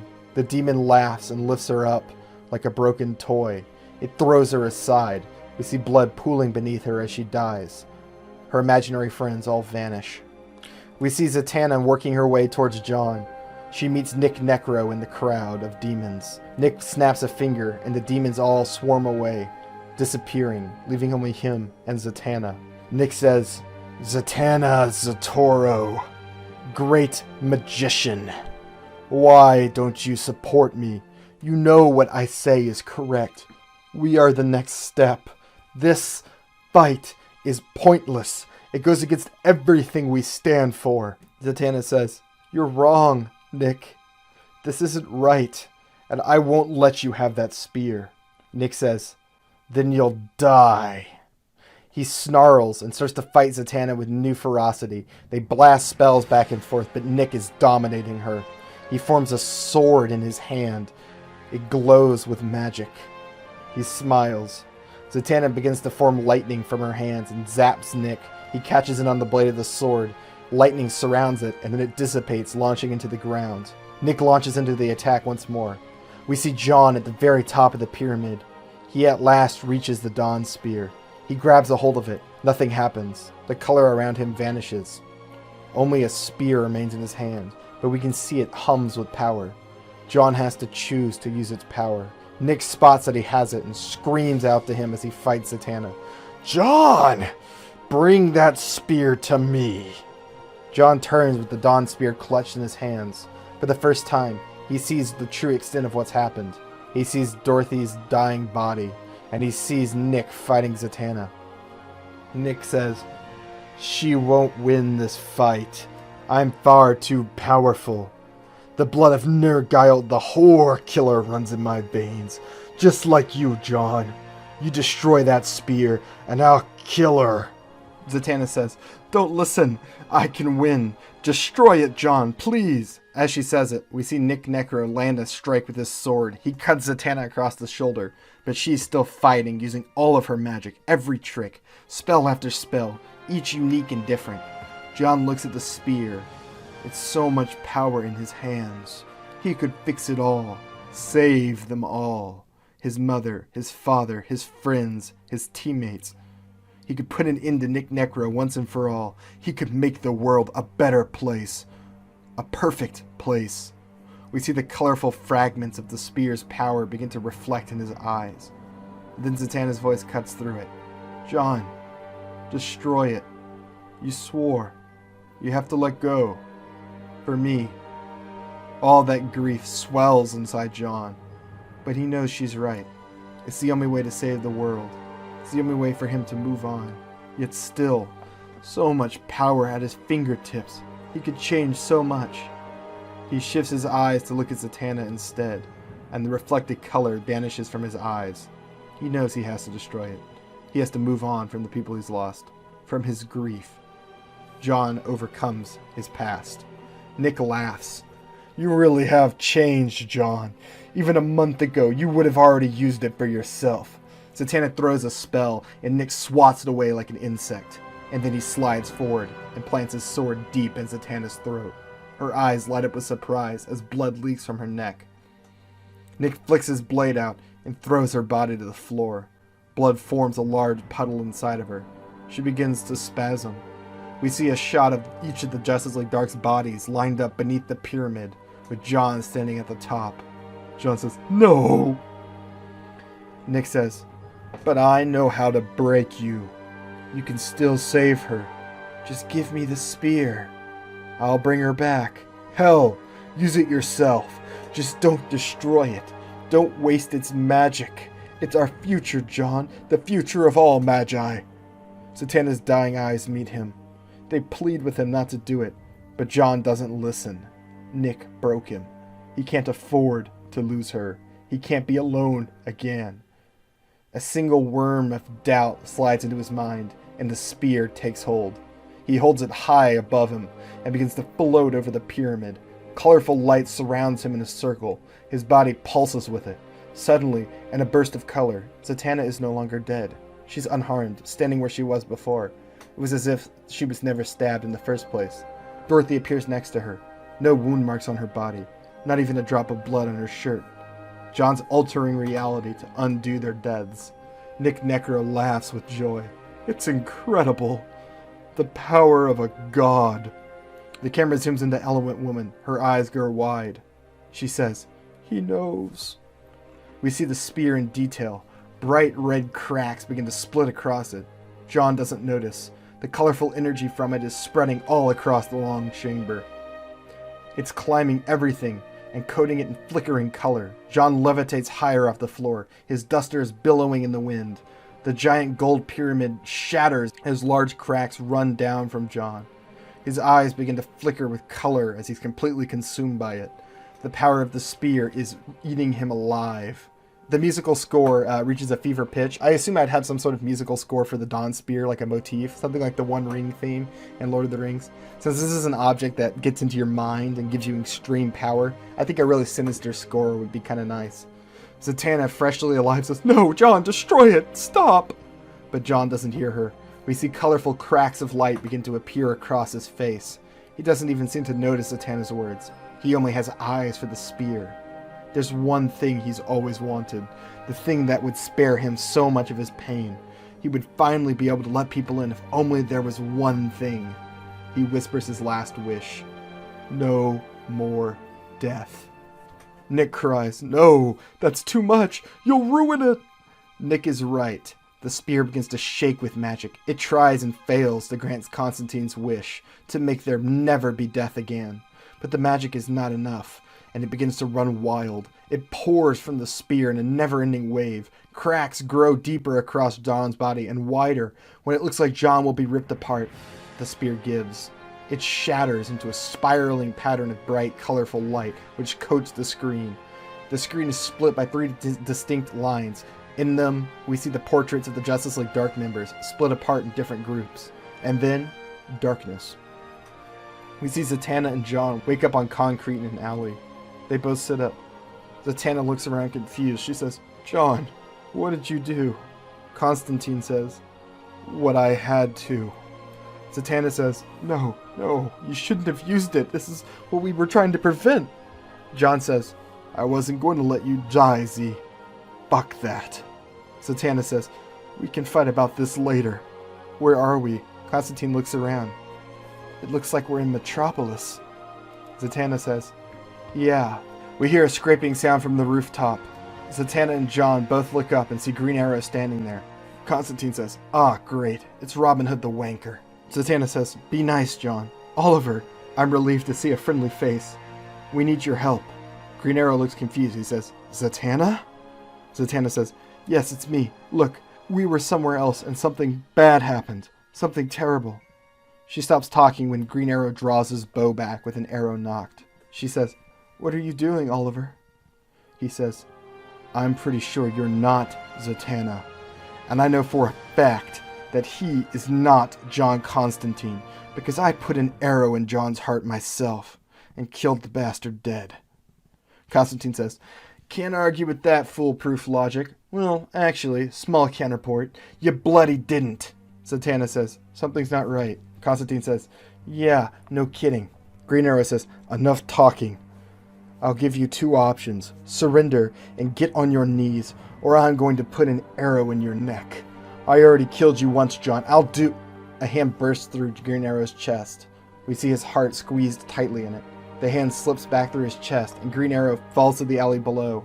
He splatters, leaving blood across the walls. For the first time, we see Flatline standing behind where Green Lantern was. Her hand covered in blood, his heart still held in it. Only she doesn't look right. She looks different.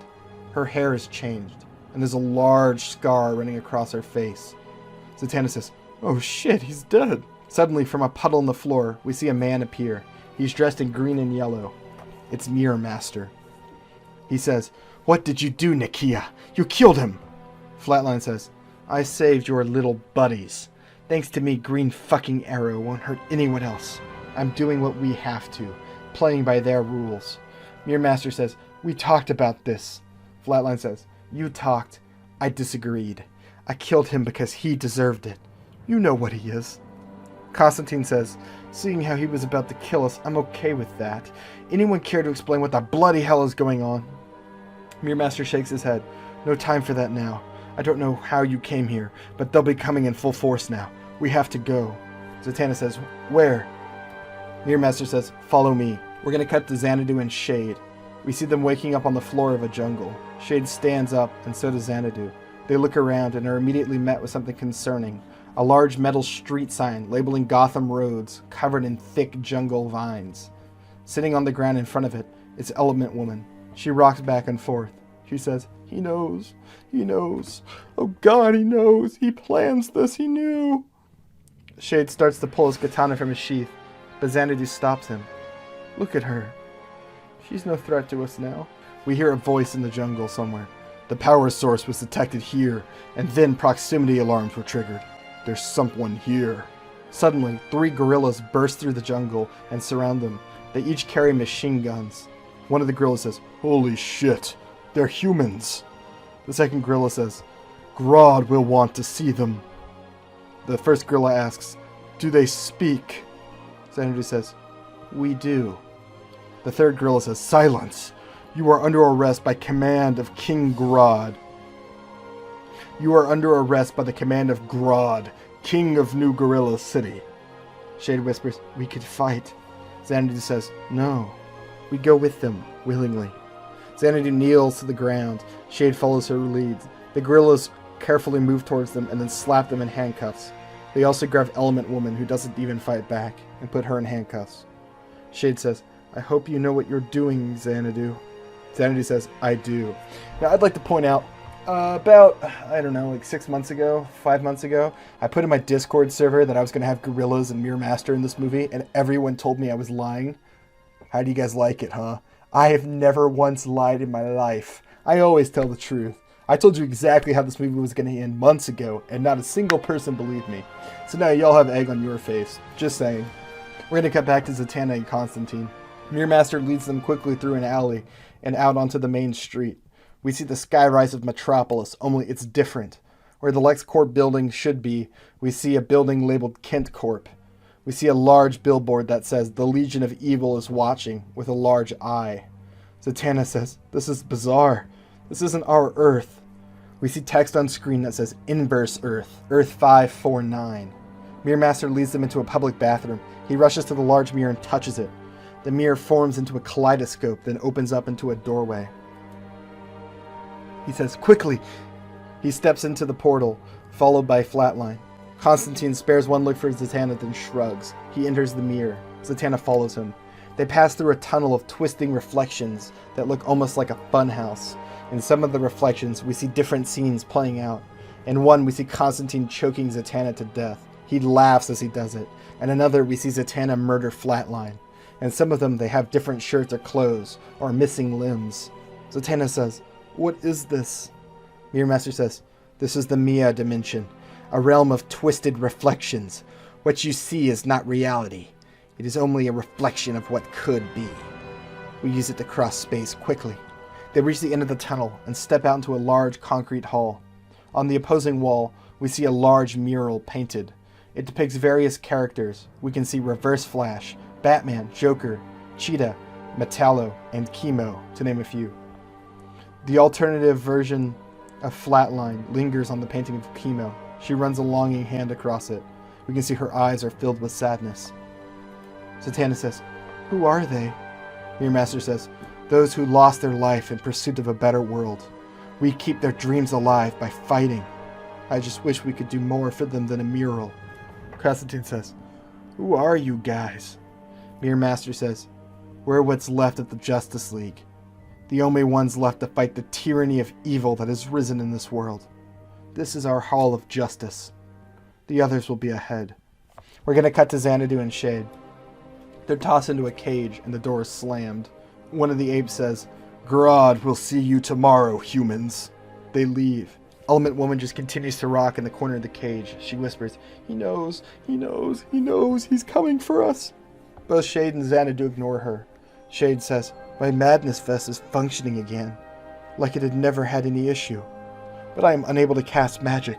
I don't understand." Xanadu says, "We're in the wrong universe, wrong magic. I'm attempting to alter my own spells to accommodate the change." We see Xanadu attempting to cast magic. She fails a few times before she finally succeeds. We hear her thinking aloud. She says, "Zatanna, can you hear me? Don't speak. I don't know your current situation. Simply think of a reply."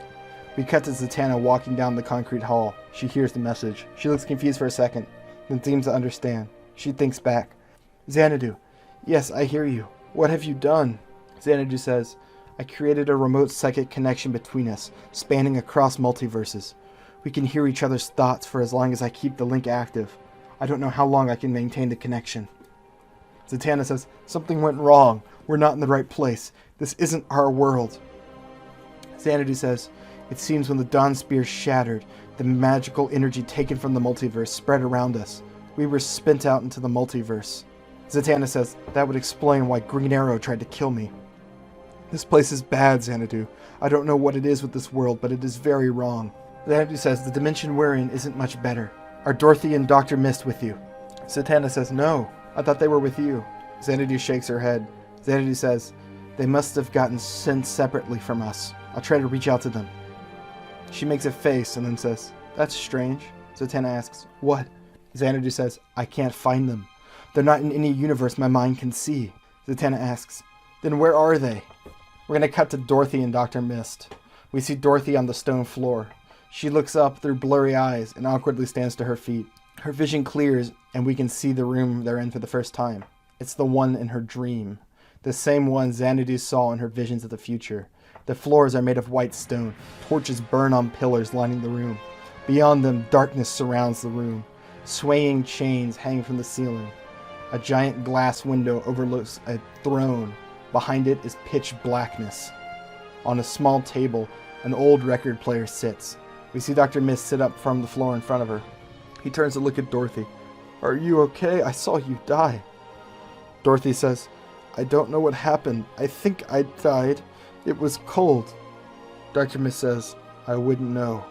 But you're fine. I'm going to keep you safe." Dorothy says, "Where are we?" "I've been here before."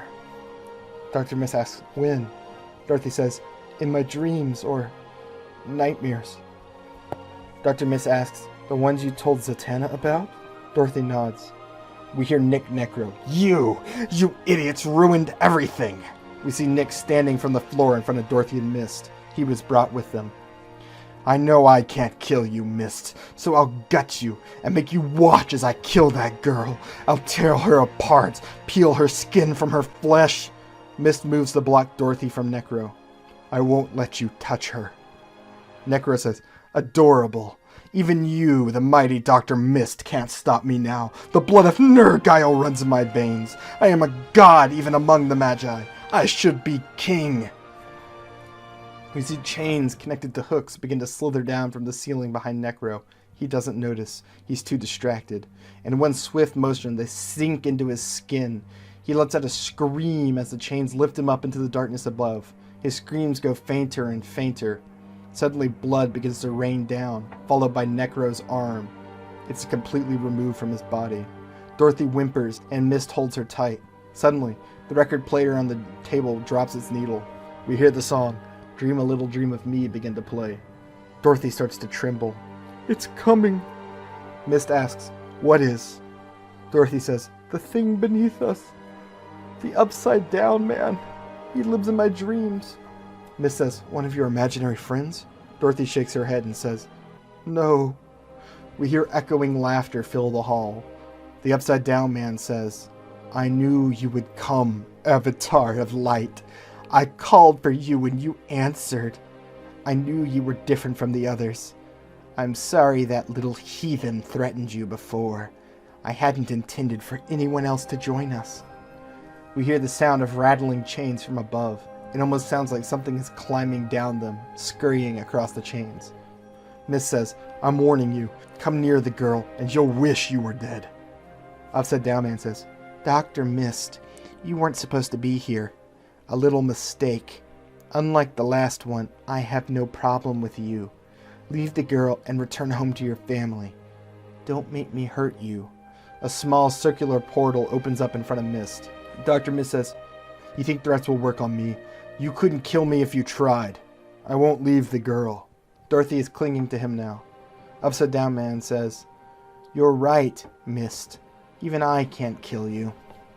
You're special like that. A rare thing. But I don't have to kill you. All I have to do is scatter the parts. Mist's eyes go wide as chains begin to hook into his skin. He screams and is hoisted up into the air by his arms and legs and head. The chains continue to stick in all around him until his body is literally ripped apart into pieces. Dorothy screams as blood coats the chains and the floor. We hear echoing laughter continue. Each of Mist's body parts are lifted into the darkness above. He's completely ripped apart. Upside Down Man says, I think I'll scatter these across the multiverse. You may not be dead, but you might as well be, never able to heal yourself fully. You are gone, Mist. Dorothy takes a step back as the chains lower from the ceiling once more. They each drip with blood. Her dream is coming true. The scraping, scuttling noise grows louder. We hear the voice, louder, echoing around the room. Avatar of Light. I am sorry for all this bloodshed. It wasn't supposed to be like this. I wanted this to go differently. But I've wanted to meet you for such a long time. Chains begin to sway, and a figure comes into view. He lowers down on a chain hanging upside down. Only his smile is right side up. Large, sharp teeth fill his mouth, and he has no eyes, only skin. He looks like he does in the comic books, picture here. Dorothy says, back off. I can make my friends hurt you. Upside Down Man laughs.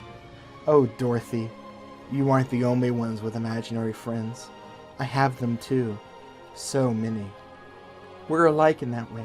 Suddenly the darkness around her begins to light up with red eyes.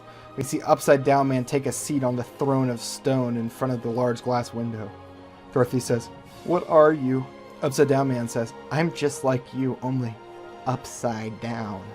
I'm the reflection of your power, the dark formed by your light, the yin to your yang, if you prefer. We've actually met before. Well, you met a part of me. One of my little imaginary friends. He holds a hand out, and the shadowed darkness between the pillars flows towards it, as if it's alive. The darkness all around Dorothy begins to move on its own. Even beyond the glass window, the darkness shifts. Upside Down Man says, I believe you've met the living shadow before. One of my favorite creations. It was my first imaginary friend. It kept me company in the solitude of desolation. Before your creator did. Dorothy says, it's you. You sent that. Upside Down Man laughs. He says, we have so much to talk about, Avatar of Light. Much to discuss. The song playing from the record player begins to change. We hear Somewhere Beyond the Sea begin to play. The camera zooms out until it leaves the room. We're met with nothing but shifting darkness. The camera continues to move out until we can see Earth completely covered in shadow and a sun that looks like an eclipse as darkness surrounds it.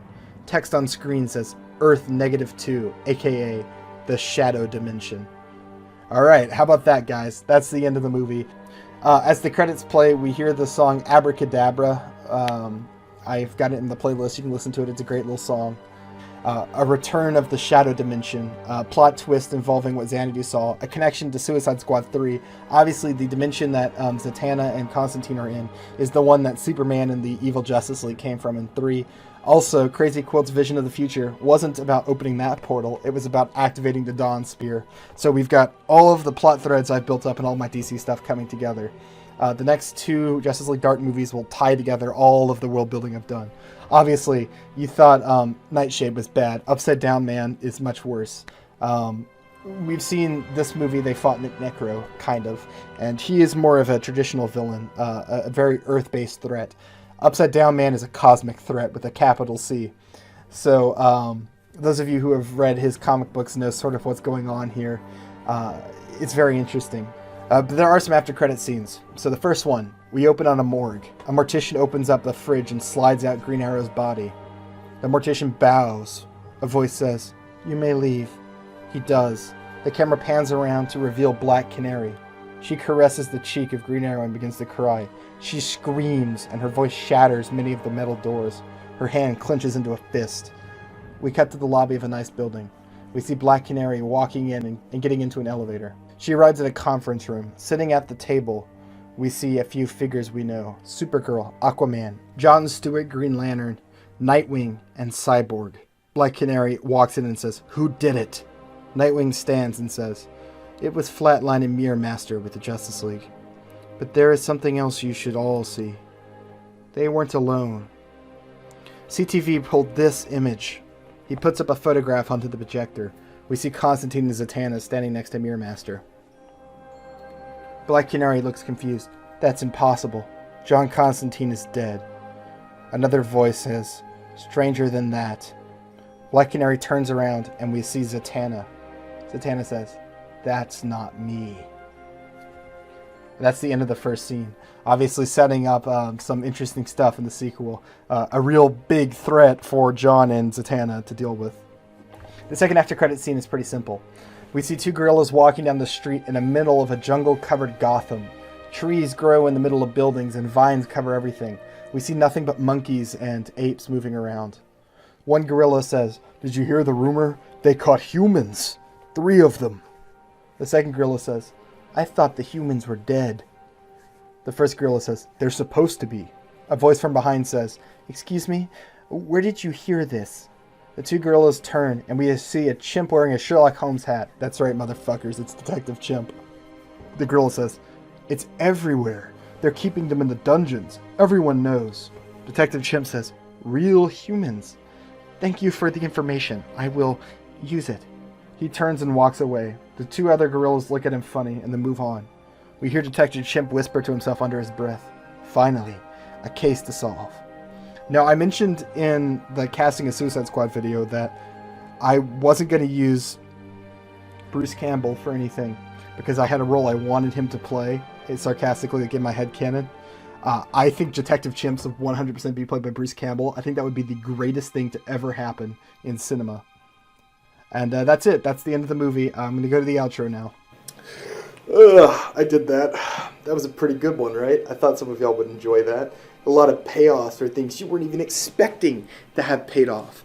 Yeah, I have been planning this one since Suicide Squad 3. As you could kind of tell with Shadow Dimension, I had set up a lot of this movie. There was a lot more set up in my brain going on. Obviously, I'm going to have those set-offs continue to pay off in the next couple Justice League Dark movies. The sequel to this will be called Justice League Dark Elseworlds, as you might have guessed from the ending. There's a lot more insanity. I've always kind of dabbled my toes into the multiverse and a lot of my stuff, DC adjacent. I've always thought it was a really cool concept, but I've always thought a lot of projects that touch on it really miss the point of the multiverse and what makes it cool. I don't intend to miss the point. The next movie will be wild. I'll put it that way. I said this movie was going to be dark. I think it is. It's all about grief. Obviously, the Dawn Spear is a metaphor for grief. The next movie is just going to be insane. There's going to be a lot of stuff going on. And our new antagonist, Upside Down Man, who was a guy who always just kind of caught my fancy in the comic books. I mean, look at this guy. What a creepy looking guy. So, I mean, I was given the chance to use him, and of course I took it. Yes, Detective Chimp will be in the sequel. I think Detective Chimp is one of the greatest comic characters ever conceived.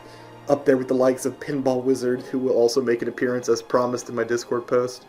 You guys thought I was lying about that. Pinball Wizard will be a main character. He's going to be the most important character in all of the DC universe, and that's exactly how it should be.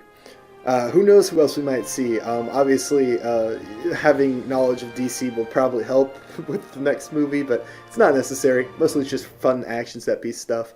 But yeah, I'll have that out sooner rather than later. I've pretty much got the whole story ironed out, so we'll probably bang out Fallout and Thunderbolts before we move on to that. But I think this was a pretty fun experiment. I got to play with a lot of characters. Unfortunately, Dr. Mist will not be joining us again. He's currently a little indisposed, scattered around the multiverse as a bunch of separated pieces, which is a rough way to go out, but, he took it like a champ. Alright, that's really all I have to say. If you enjoyed this, please like and subscribe. Let me know what you thought below. If I surprised you, let me know. I try my best. I will see y'all in the next one. Adios.